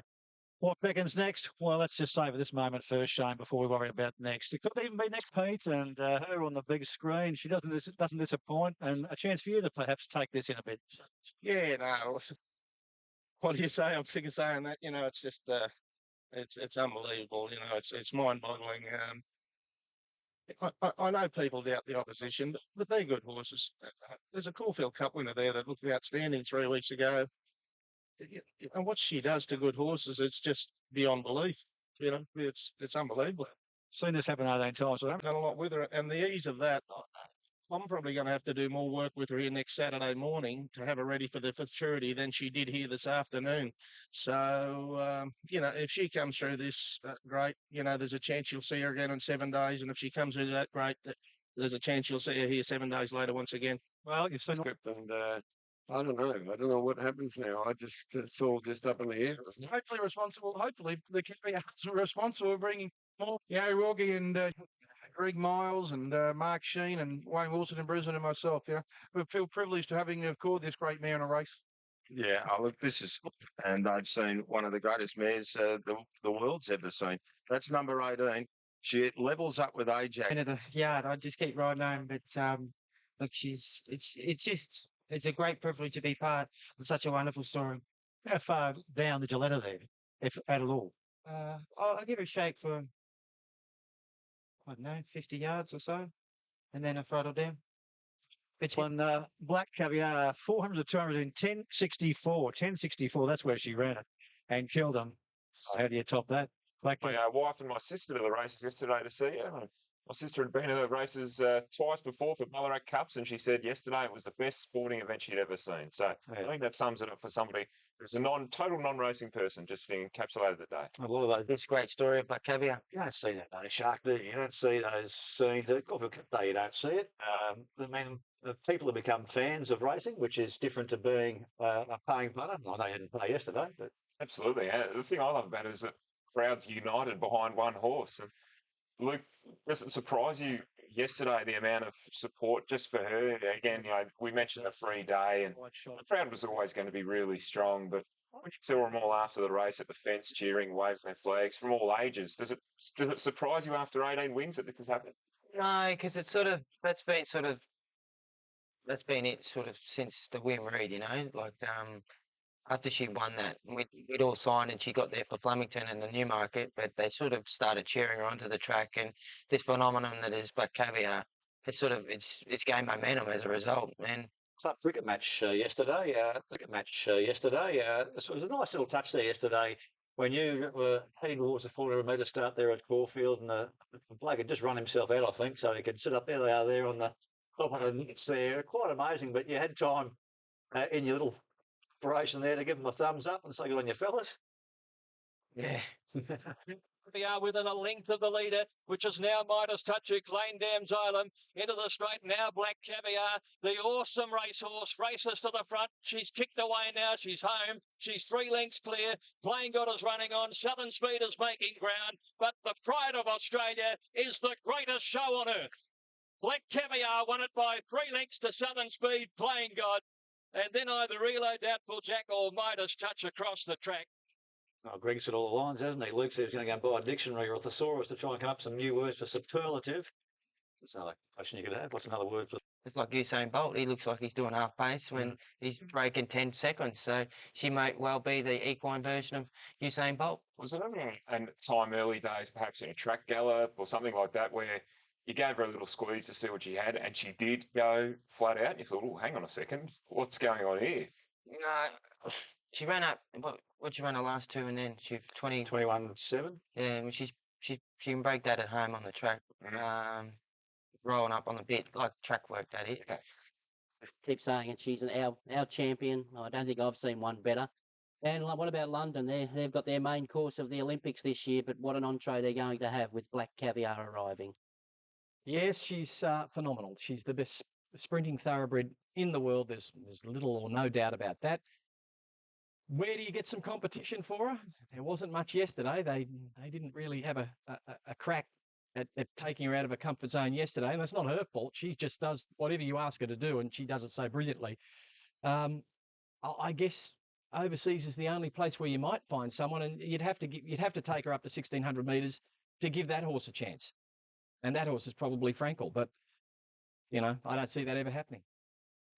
The question. Sprint home, there's only one result. That's right. She wins. I've only seen one jockey ever put it to her, and that was Glenn Schofield on Hayless. And she lifted at Randwick that day. And look, and I know she's going to lift every time we ask the question of her, but we have to ask the question of her more than what we do. That's why the Frankel thing is. 7. And looks a battle between First Command and Karuta Queen. It's been that way all through betting. The Circle's a clear third pick.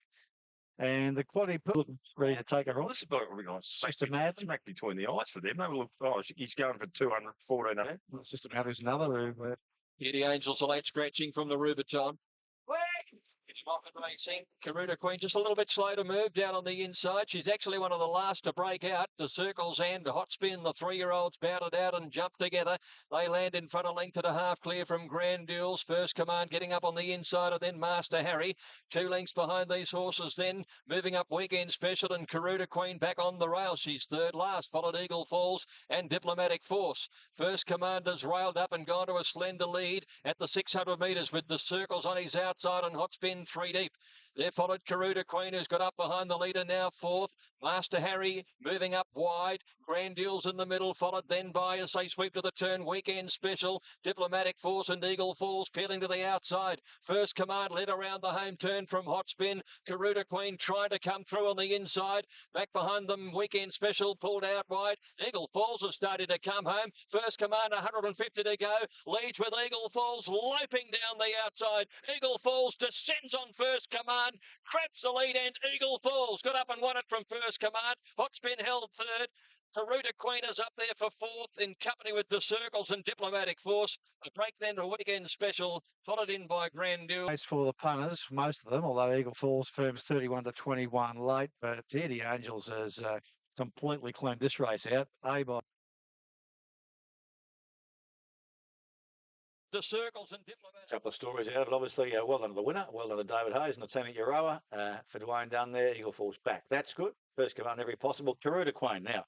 Still price favourite, Shark. Missed the start due to, and little doubt due to, the fact that Hitty Angels was on its inside, played up. It was late scratched again, and the race was gone at the start for the punters. Well, how many more times do we have to see here the Angels do what he usually does, which is carry on like a maniac in the barriers and affect the horses around him? These are sprinters. He's a sprinter, so he's in races with typically highly strung horses that want to go and go fast. And when he plays up and throws them around like that, Well, there's Karuta Queen, and that's where the punters do their money there. $2 would have been standing there, had to be taken out, went back.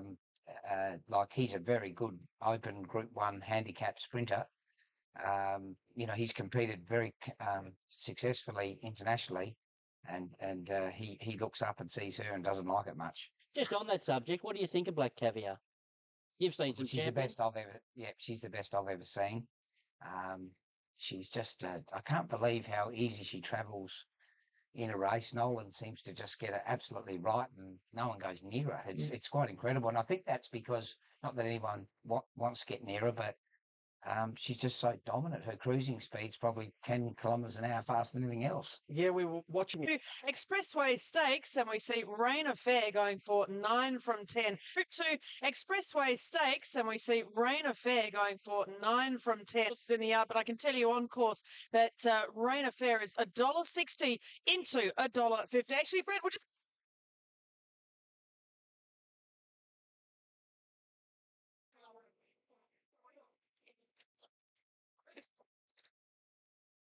Starter about to let them go. They're off and racing. And Rain Affair jumped very fast, the favourite. Took the lead from Winter King shortly after the start. Centennial Park hurried along the fence into third, and then Ringy Ring Do. Sacred Choice was next, followed by Shootout, who settles near midfield. Banley outside it from Sniper's Bullet. And the 3-year-old Strike the Stars last of all. Or the Flying Rain Affair settled in front as they run to the 800. Highballing it in front by about 2.5. Winter King second, a length. Centennial Park a length and a half. Ringy Ring Do. And then Sacred Choice. Danley trapped out 3 wide. Inside it is Shootout from Strike the Stars. And Sniper's Bullet at the tail of the field. As they come into the straight now, 450 out. Rain Affair in front by 3. Winter King doing the chasing. Centennial Park third. Ringy Ring Do is fourth. And then Danley and Shootout from Sacred Choice coming into the straight. He nurses Rain Affair, looking for 8 straight. He's about 3 in front of Winter King. Then Centennial Park, Ringy Ring Do, Shootouts are weaving between horses, but Rain Affair, he now draws the whip. He's still got a commanding lead. He's about 4 or 5 in front. He went further ahead when he gave him a crack with a whip. Now eases up late and he wins it easily. Centennial Park got second. Shootout, I'd say, third in front of Winter King. Then Strike the Stars, Danley, Sacred Choice, Sniper's Bullet. And Ringy Ring Do finished last of all. Well, some very good runs heading into the autumn in that race, but none better than the winner, Rain Affair. He is an amazing sprinter here. Joe Pryor has done such a good job with him. Corey Brown easing him down in the end, but he was miles in front of them from so early on in the race. He jumped well. He was almost pulling, even though he was final 600. 4 lengths by a half head. 1:10.79 was the time. There are the English Interims, $1.50, $1.10. Beaten his second start in the race by a horse called Not a Snipper Dad, who's had 5 runs since and done nothing. Ran last at Canberra, his last out in December, and second last at Bendigo. What's happened to Not a Snipper Dad? Nothing compared to what Rain Affair's doing. Rich, he looks the real deal. Hey, look, he's a pretty good sprinter. Mark caught him, and we were watching it yesterday. I thought Mark from afar from Caulfield, I thought he travelled sweeter yesterday than he has because he can go keen. Well, before the race, he was a lot more settled yesterday. He's a nerve nut, this horse. He's always bouncy. Even though he's had 10 starts, I think he's still learning his trade. And as I said, a lot more relaxed yesterday. Richie, a question for you. Centennial Park, Mark, run. Yeah, he went all right. He looked a little bit above himself before the run. Probably not as forward as in previous preparations, so he's still got improvement. Thought Shootout when he went 9 from 10, and he's Apollo Stakes bound. He is an outstanding racehorse.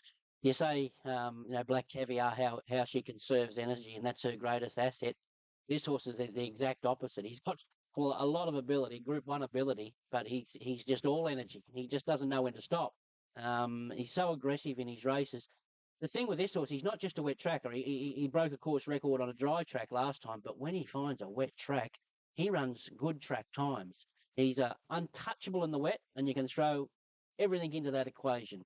If he gets a 1,200 metre race on a heavy track, he'll beat anything you throw up at him. He wins by margins.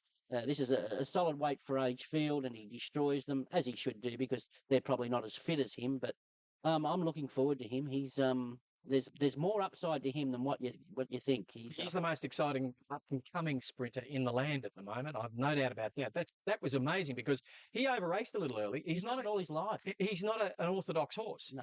He's not like Black Caviar who just drops the head and does whatever he wants. He wants to, have a little battle with the rider. He wants to get his own way, and He's an exciting type of sprinter, but he's got a fair bit to learn too if he's ever going to match it with the likes of her. The first of our feature races, the runners are in the yard, Richie, for the 2-year-old race. The Widden Stakes, Drayfontaine, a short price favourite. Oh, well, the totes are just so skew-if, aren't they? Like I don't think over. Forward up into the stalls.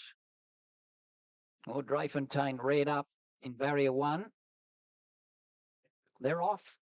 Drayfontaine jumped fairly only from the inside. Brave sold the best out with Incrimination, Agueda, and then Drayfontaine trying to pick up along the inside, followed by Jesusa, who settled just off them second last and sprint 600 out. And Agueda sped away and led a length on Incrimination on the outside, who settled better now. Drayfontaine, the odds-on favourite in her pocket as they approach the turn. And then Brave Soul, Jesusa second last, not travelling at the moment. Hard Ridden and Springbok Girl last.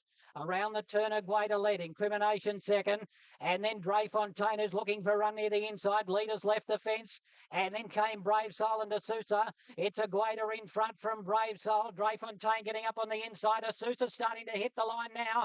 It's Agueda in front. Drayfontaine is coming at it. Agueda's drifting off the track. Drayfontaine dived and beat it. Drayfontaine, you wouldn't want to go through it again, but it got up to win it from Agueda. And then Jesusa followed by Brave Soul, Incrimination. Well, she got there, but it was a pretty hard effort there for Drayfontaine. Took the run up the rail, and she's never going to get beat once it got run. One thing about Drayfontaine is she's tough and she wants to find the line. How do we reassess this, Richard? Back in. I thought the run of the race, and this filly, Jesusa, she just screams of 12 and 1400 to me. I think she's pretty good, Jesusa. She's the one I'm following through. Look, Drayfontaine won that race. It was over a month ago and hasn't had a trial since, but he does look particularly well here. 12 minutes to start time for the boys division, the Canonbury Stakes of these 2-year-old races today. Richie, what's the... Off the map, as I said in the previous, Drayfontaine opened $1.10 the tote. It got out to end up being, I think it was $1.40. Well, this is still $1.04 on the New South Wales TAB. Raceway, the bookmakers bet 135. I tell you what, I reckon the punters, the big players, have stepped into 126. That's a huge go. That's a huge go. That's as good as... Gate number. They're often racing. Raceway came out about midfield. Lansdowne Road and Shelford were the best out. Raceway rushing through along the inside to settle off them about a length. And then Perdicaris on the outside from Narcissus, and last of all Rise to the top. As they settle into their stride, and Shelford is the leader, and led as they settle down from Lansdowne Road. Now he's popped out on Raceway, starting to make a move to avoid a pocket, in fact going up to second spot, and then on the outside Perdicaris followed by Narcissus, who's starting to rail up to improve and rise to the top last. Only about 3 lengths covering them, with about 500 to run. And the leader Shelford with the long odds on favourite. Raceway going up to eyeball it as they come to the turn, and that pair are in front of Perdicaris, who's out wide. Narcissus on the fence, and then came Rise to the top and Lansdowne Road. Shelford led for home. Raceway wobbled a little bit around the turn, and he's had to call on him now as they run to the 200. He's starting to feel for the whip on Raceway, but he knuckles down to the task to go up and shade Shelford. It's Raceway and Shelford. Raceway on the outside. He's got a fight on his hands, but he'll be too good and just edge out Shelford. Third home was Narcissus from Lansdowne Road. And then came a gap. He had a fight on his hands. So Hugh Bowman on Raceway, number 1, the short odds, has managed to get home. Shelford fought on doggedly on the inside. The beautifully bred to the top and last. The winner had beaten Agueda. We just saw in that 3-way photo in the Widden Stakes, but you got to like the well, of course, there's one without a trial, but you got to like the debut here of Shelford for Remick still wants to spruik about Piero. You got to wonder how much work Gay had done with these 2-year-olds, because they did look both a little bit flat, didn't they, Richard? And the rumours last week that they did look both a little bit flat, didn't they, Richard? And the rumours last week that they were ordering a headstone for Raceway, like they had him 6 foot under. So I don't know if he'd had a setback going into that, but I still can't get that first win out of my mind. I think it was Classic, the Group 2 for the mares over 1,200 metres, and Richie beat it. Well, maybe she can atone for So moving up, Freakers away. They'll be the last 2 by the looks of it for the New South Wales Thoroughbred Breeders' Classic over 12. Flyer jumped quickly in the centre, went to the lead, steps in time underneath it going through. And Lady's Angel on the fence in a handy spot, beat it, sits on their back in 4th, followed by Albert and Party. It steps in time in front, 450 out from Lady's Angel on the inside from Montana Flyer.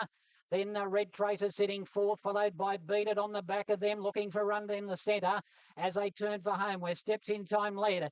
from Ladies Angel. Red Tracer beat it now, cutting through in the middle, followed by Montana Flyer. Still steps in time from Ladies Angel. Beat it, trying to go for a gap. He had to change course and come to the outside. Steps in time in front. Beat it, trying to gun it down. Steps in time in front as they reach the line, and it leads most of the way.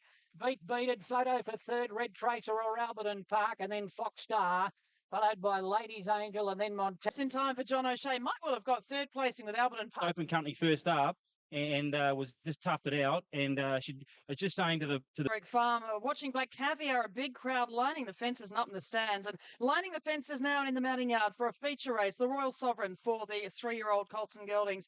8 minutes to start time. Manawanui, the favourite at $2.40. Let's have a look at these horses in the yard.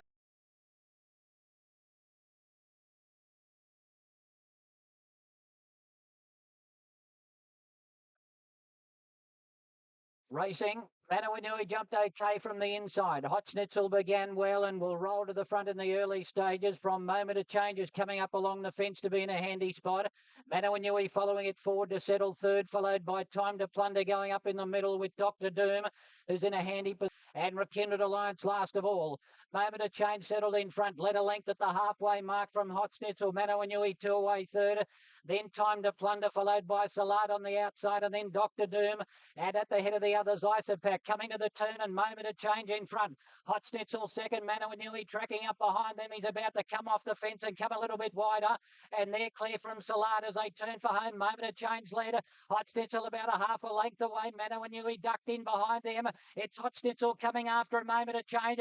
Manawanui trying to get balanced up. Hot Schnitzel went to the lead. Manawanui trying to chase it down the outside, but Hot Schnitzel in front. Manawanui makes a late lunge, but Hot Schnitzel beat Manawanui by a head. Moment of Change got third. Rekindled Alliance rattled home from last into fourth. And then Dr. Doom followed by Salada.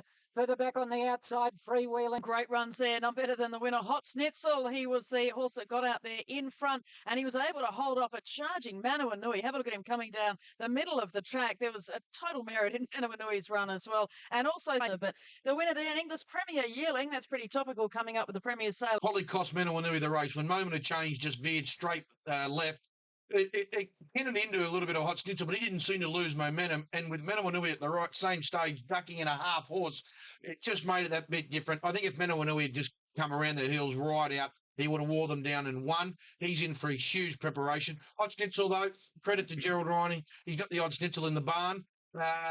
Outstanding in the Triple Crown boys. Moment of Change went a bit hard. Very hard to catch first up. Love this race. Love this race as far as a future form reference is concerned. Big tick for James Cataldo, the track manager at Warwick Farm, because it's a much maligned track. To run that time yesterday, broke 1.9. These are real horses. Hot Schnitzel, tough as nails. He was just Johnny on the spot again yesterday.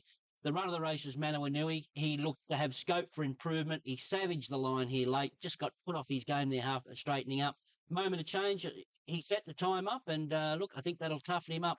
There was fantastic runs behind them. Rekindled Alliance was terrific.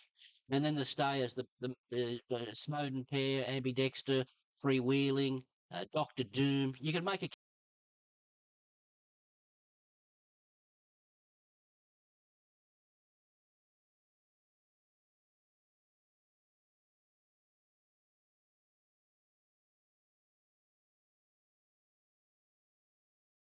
off.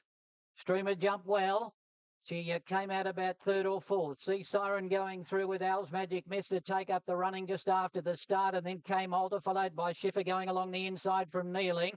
Further back to Bell, Halliwell Bell slipping up on the fence. Streamer about midfield, settling down, and then Pineapple out, Celine last of all. So Schiffer now went through to lead at the 600. Alder second, Sea Siren third from Kneeling. And then Halliwell Bell, Streamer just on the back of the leaders with the Bell, and then Al's Magic Mess, followed by Pain in the Glass. And then Fox over on the inside, and Karuna Queen's back near enough to last. Coming for home, and Schiffer on the inside is joined here by Sea Siren out in the middle of the track. Alders in the centre. Streamer just lacking a little bit of dash in the early part of the straight, trying to wind up. It's Sea Siren the leader as they come down inside the 200.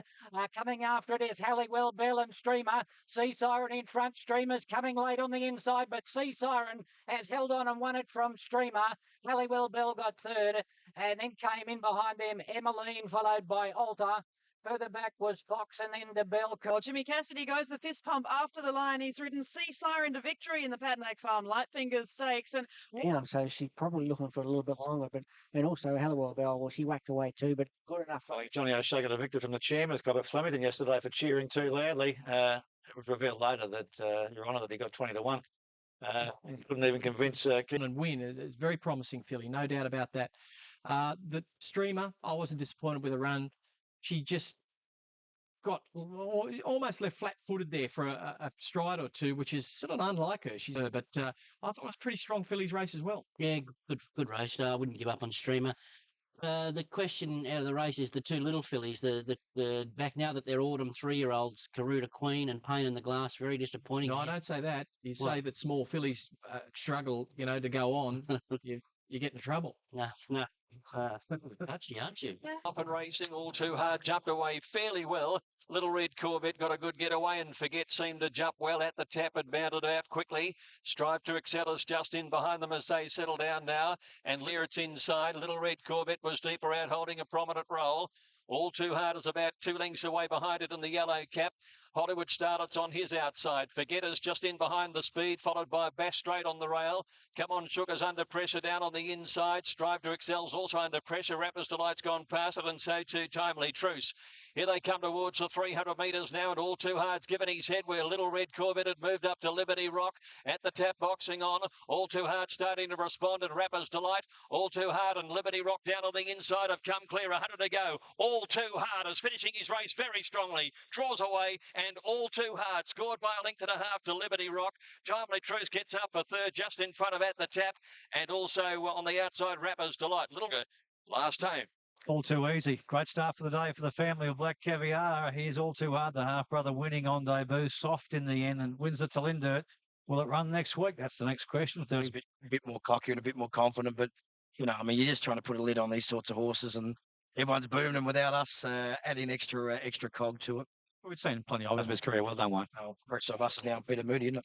The first market mover for the day. Home it goes. 3:30 into 290 on track. That fired up. Plenty of money. Well, big result here for Nathan Tinkler. Not only did he pay 1.025 million for the horse and outbid Neil Werrett and the Black Caviar team there, but he stands Casino Prince. So well done to him. 3.10. They bet $4, beating. There you go, Moody and Nolan, Liberty Rock. Like from the 150 metres when his horse's strength just kicked in. He's a big 2-year-old and very strong, and he just really powered away that last 150. He's got a bright future, as we know. Dwayne Dunn on fire. Oh, he's great. Third on the Metro Premier. Well, Mo Sheen, please. $1.20 on the tape. You can get a lot better than that, but Shane will tell us more. And just in a bit. No, she got back out to $1.50 and they hit her again. So one of the superstars here, Mo Sheen. Next up at 3:30, we'll see Helmet, and then at 4:10, you're going to see Black Caviar. What a great hour it'll be. They're off and racing. Machine got a good jump on the outside and Shopaholic away swiftly, and Great Dame jump well. And Angel of Mercy is up there settling down close to the speed today as they settle fully. The 1,200 metres, that's 7 lengths covered them, and it's Great Dame leading by a length. Machine is second, a length and a half away, Shopaholic. Then on the outside, Angel of Mercy, 2 to Seraphi, notice received, followed by the Good Wife and Colleen back near the inside last of all, just cramped for a bit of room.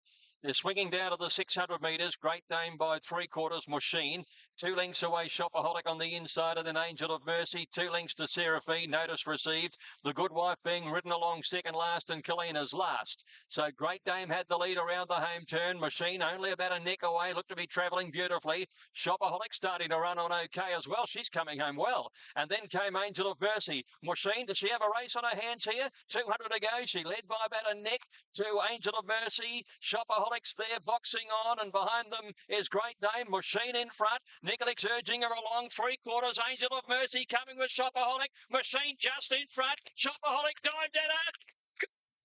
Shopaholics grabbed her, I'd say, and won from Machine and Angel of Mercy.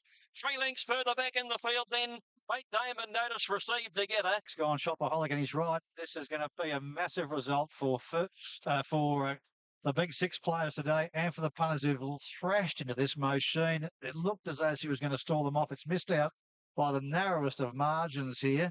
Right there with him. Machine, of course, as Rob Smoothen said pre-race, there's a fair bit to come with her, but you would have thought... obviously we had the advantage of the weights today. 3.5 kilos that Machine had to give us, and weight can stop trains. Yeah? Okay, what do you do? Look, she just wanted to hear, got her, and she did. The most heavily back runner all day, including Black Caviar, was Mo Sheen into $1.45 at Sporting Bet. But all honours to Finished up length and a quarter, as we saw, a little turn of foot again, but maybe just a little bit soft, as you mentioned, Bruce, just while we were watching that replay. That last 100 metres, that was a big win first up. Might have underestimated the amount it had taken out of her, but take nothing away from Shopaholic. She has improved considerably from that first Australian trip during the spring. no doubt got a bit tight there towards Feet in the vanity.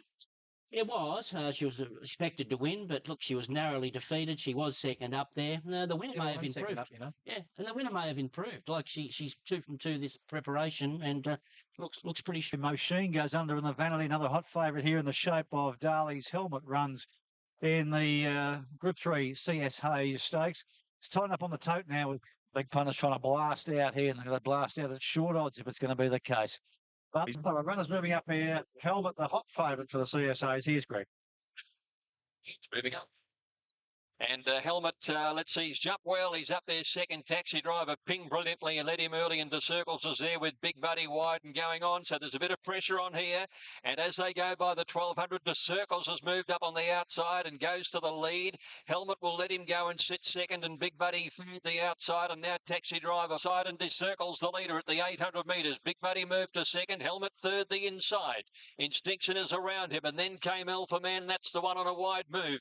Taxi Driver next down on the inside in the orange, and then highly recommended as they corner at the 600. Sabridge pulling to the outside and toned as last. As they swing for home, and Instinction on a wide move has gone up to join the front runner into the straight now, and to Circles with Instinction. McAvoy trying to find a way clear on Helmet. He really needs to get a wriggle on. He's not responding at the moment. Down the outside, that's the one is finishing on strongly, and highly recommended is coming with a run. Helmet's in desperate trouble, 250 to go. To Circles being tackled by that's the one. That's the one out in the middle has gone up and taken the lead. Instinction's boxing on. Helmet can't get there. It's the one. Strong to the wide, drawing 3/4 clear. And that's the one. Beat the Circles close for third. It's between highly recommended and Instinction. Helmet ground away only in the run home. 10 from last ran on, and then Sabridge. It's going to be that sort of day. We know he's a good horse. That's the one. The gear changes may have worked today, but this favourite Helmet looked plain from the top of the straight. No acceleration. But let's not deny the win here. That's the one. Rain affected tracks, and a lot of horses don't like it, but he sure likes it. On you, Craig. Well done today. Thanks very much. That's the one. little gear changes worked for that's the one. Always been a promising horse. Delivered yesterday for Craig Williams and the Alderson family, and good luck to Billy Sexton, 750. I think the story, obviously, Helmet in the room with Kieran McAvoy afterwards, Shark, and he just said he got into a position where the horse wasn't comfortable. Yeah, I don't think that was a long stretch to suggest that Helmet would be uncomfortable behind horses. We've seen him race with a sit or back in the field previously. Remember the first 2 runs in the spring where he looked below par for Helmet. He needs to be out in front, either leading or sitting outside the winner, because his best asset is his high cruising speed. I was stunned when Karen didn't pick up and at least sit outside the Circles yesterday. I know the Circles went a little bit. I think Extinction was always also good. Well, they both got beaten yesterday. The top 2 in the market there for the gear. Put the brakes on, and Kieran was in a spot that he shouldn't have been. It was a poor ride. No, you're painting pretty pictures. Kieran's a big boy. He knows when he rides good races and bad races, and that was a 2. No, it was a 0 out of 10. Ronnie, a forgive run Helmet yesterday for you? Not so much of a give, I think, but history says that he needs racing, and he was just far too fresh yesterday, so give him another chance. In the 3-year-old feature of the Group 1 Coolmore Lightning Stakes, and people all over the track. The Salmon on Black is out again in force. Young kids, old kids, man ties at 19 in the Group 1 Coolmore Lightning Stakes, and she's a hot favourite, although the tote's saying $1.50 at this stage. The bookies are saying $1.10, and they've got plenty here today. $1.10 on Tats at this stage. Well, not him back, but him to lower the boom and be the first horse ever to beat Black Caviar. We'll get Sam's thoughts on how he parades in the yard. Hay Lifter is the yard. Hay Lifter is the champ. Black Caviar. Do I need to say anything here, Shane? No. What do we need to say? That she's very, very, very good, and she's absolutely outstanding down the straight. $5.50 on the Tote Hay list. It's been 9 out to 11 on course, so gets to those double figures. Black Caviar $1.10 hasn't budged. Lone Rock 61 to 101, and Foxwedge down the bottom is 15 out to 21. So a wonderful day's racing. Great crowd here to see her again. So let's. She hasn't let anyone down yet, so I don't think it's going to start today. Okay, you're super confident that makes $3 But you'd be talking about a horse going for Australian and international glory and record books today. Jared riding in some venue in Stand by now for racing. Black Caviar brilliantly out of the barrier stalls, and Lone Rock jumped well, and so did Haylist, and the 3-year-old Fox Wedge was away quickly.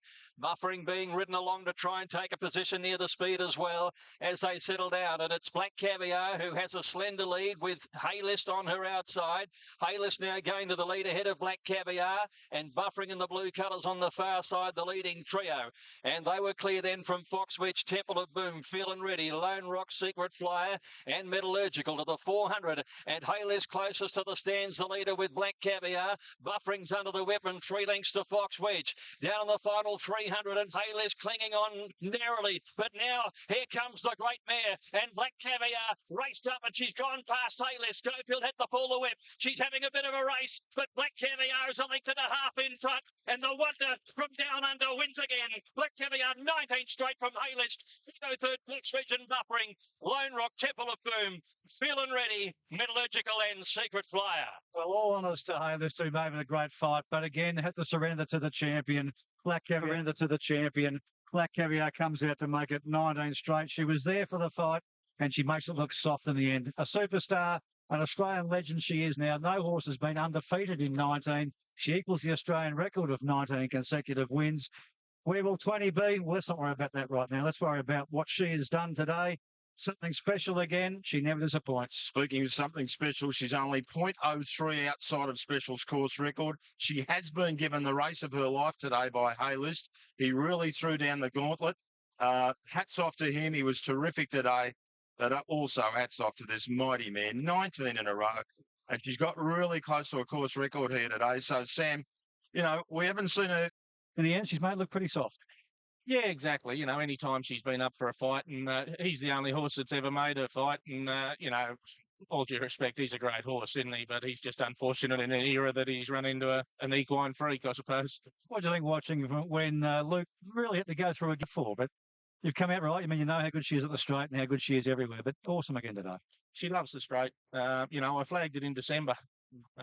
You know, so it's always been on the back of my mind, and I think I've trained her accordingly. But obviously, she's had a 6 and a 7 furlong race, so to come back to the 5 was always going to be an ask. But she ticked every box all week, so we were happy. But you know, like I said, she's just a champion. She's just outside Special's course record, as close as you say. But I suppose the thing is now, what do? You won't make a decision again. It's another day that highlights what a great treasure she is for Australian racing. It is. You know, she's great for our sport. She's a great promotion for our industry as a whole, and I'm just extremely proud to be standing beside her. Well on you, Pete. Congrats, Caviar, and probably the toughest assignment today. Oh, it was. You know, like if she had been set for it, it would have been a different story. But she had a couple of hurdles to overcome. First time in her life she's ever backed up, and the first time, well, backed up in a week, but back from 1,400 to 1,000, and I just got to take my hat off to that mare.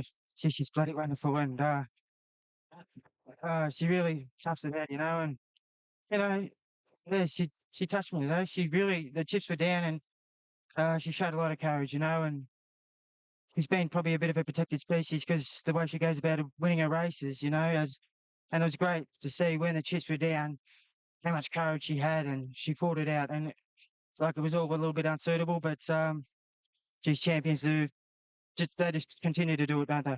Not the most emotional bloke outwardly, Luke, but you can see what happened today. Haylist threw down the gauntlet, so to speak, and you had to lift. Yeah, definitely. Like he had me worried for a couple of strides, and I was a little concerned, but I can't. Black Caviar, you got to.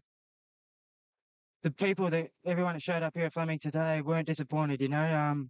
They saw 2 champions fight it out, and I'm thankful I was on the winning one. In the end, it looked pretty soft. Well, you've got in front of you the Global Sprint Challenge Trophy, and that's what it's about now, global. I mean, I was just checking around yesterday. Within 15 minutes, racing the win. Why do you think it bubbled over yesterday? It's really difficult to know. Perhaps the numbers start to kick in a little now. Maybe that's a measure of how extraordinary her effort is. you see things here. Is closest to the stands, the leader with Black Caviar. Buffering's under the whip and 3 lengths to Fox Wedge. Down in the final 300 and Haley's clinging on narrowly. But now here comes the great mare and Black Caviar raced up and she's gone past Haley. Schofield had to pull the whip. She's having a bit of a race, but Black Caviar is a length and a half in front. And the Wonder from Down Under wins again. Black Caviar 19 straight from Haley's. 303rd Fox Wedge and Buffering. Lone Rock Temple of Boom. Feeling ready. Metallurgical Edge. We'll go with that, Greg. The Wonder from Down Under, because that's what she is. No horse ever in Australasian racing history has won 19 unbeaten. Of course, Gloaming and Desert Gold in their careers were able to put 19 together, but this is new territory. The time there says 55.53. The sectional says 31.82. Well, she ran 31.78. But look at it here, Cole. This Renato is probably watching it. Did you go for the tablets? 5-0 for others. Let's have a look at analysis, just for the sake of it, about these sectional times.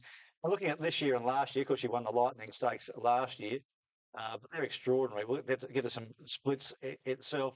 Now, this should be a record, 55.53. Special may run 55.58. We'll never know. Absolutely. No tenths. Vince Accardi from Daily Sectionals, if you're out there this morning watching this show, please get Specials tape and run it through your system and let us know what time she actually ran. We want to know if this is a record. Don't see horses run this. 31.78, 21.80 and 11.40 when Luke's put the handbrake on there again. 41.99 for 800 metres. Yeah, it's truly incredible. And the time difference overall, if you compare it to last year's, it's about 10 lengths difference in the time, which is amazing to ponder that by itself. And just her own sectional splits here when we're still another one for Vince. Any horse has broken 10 seconds between a furlong, 600 to 400 metres. She's run 9.98. So Mark Kavanagh came up with definitely ready running that downhill at Sandown, but sadly I said it in the next furlong was about 11 seconds. So 11 and a half. It didn't really help definitely ready much, but that's just something to talk about. The margin was the shortest since she was clean. Yeah, and the times he's running, he's obviously run second again to her, but just fantastic to see the horse back, from where he was 6 months ago to where he is now. Those of us that were around him probably wouldn't have envisaged that he would be here, but he's run out of his skin. Obviously, John's done a brilliant job to see him come out and do that against the world's best. Well, that's right. It's probably the 2 best in the world, I reckon, and for us, it's just unfortunate that she's in our own backyard. We've got to go around against her, which is unfortunate. But you know what? He's getting closer. Well, you had Luke going for the third, but he's only run second to her. Other than that, he's won. So his record is pretty much unblemished as well. Freak, a star, a champion in Black Caviar. If he was any other era, we'd all be raving about Haylist. Don't ever forget him. I can't believe the price the exotics play. And one thing you mentioned, Bruce, about the time yesterday, it's got to be a record for the simple fact there was no watering policy back when special. We used to have hard tracks. Now we have soft tracks to help the horses get over their runsies. I totally agree with it. I totally agree with that. And as I say, we don't know. It was a different track altogether. It was a rebuilt Flemington, so it's got to stand as a record. I think one thing about Royal Ascot, Mick. Yes, Black Caviar story whenever they've met, but I'm struggling to think of him of anything else but, a champion in his own right. He's just so brave yesterday, so brave in defeat. He's a fantastic horse. Yeah, 2 great horses. The performance by the champion mare Black Caviar. Yesterday at Flemington, she faced a whole new set of challenges and left any doubters she might have had aghast. And anyone that clocked the gallop, shaking their heads. She reeled off extraordinary sectionals without breaking the record yesterday at Flemington. Ronnie, amazing performance. It was an amazing performance. She went in for a fight, she got a fight, and she come out on top again and again. I must say the track was playing very fast yesterday. I think we're salivating about the sectionals and all this, but that all in all, overall, in general on the day, it was a very fast track. The sectionals she ran, well, fair enough, the track was playing pretty fast, but every time you run nearly a record, the track's playing fast. And she did run one sectional, officially clocked at under 10 seconds, 9.98. I've never seen it before. I mean, sectionals have only been around for the last decade or so, but 9.98, I haven't seen it before. Should they keep a held record of special? In defence of a time, I don't think there's been any track record broke at Flemington since they've laid down the new track. I think they're all old course records. Maybe the 1100 metre race, a distance they don't use a lot. Maybe the last one broken in 2004 or 2005. So It just shows you how hard it is to break it or even get close to a track record because they've stood the test of time for a long time now, the Flemington track records. Have a look at her here. What about the way she launched herself out of the barriers yesterday? She knew she was back at 1,000 metres. In the 1400, she'd just been bowing the head and coming out of neck behind them.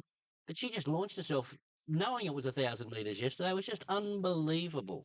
There was 50 metres between the 300 and the 200 when you thought, uh-oh, the upset could happen here because Haylis really laid it down to her and she had to come off the bit for the first time in quite a while.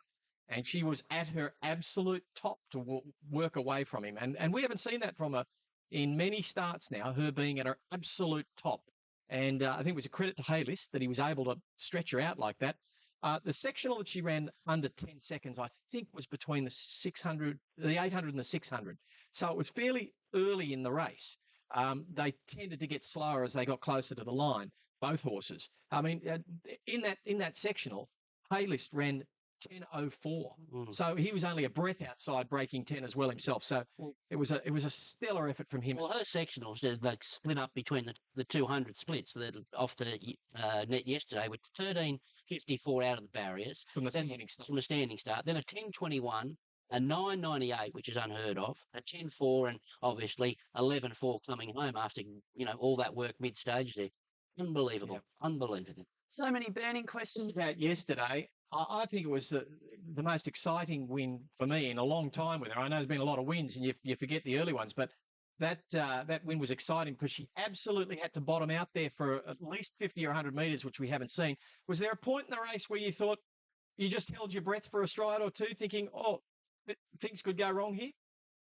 Yeah, well, I was happy to see Glyn pull the plugs on Haylis about 3 strides sooner, but then Luke sat out and gave her a scrub, and I thought, are you going to respond?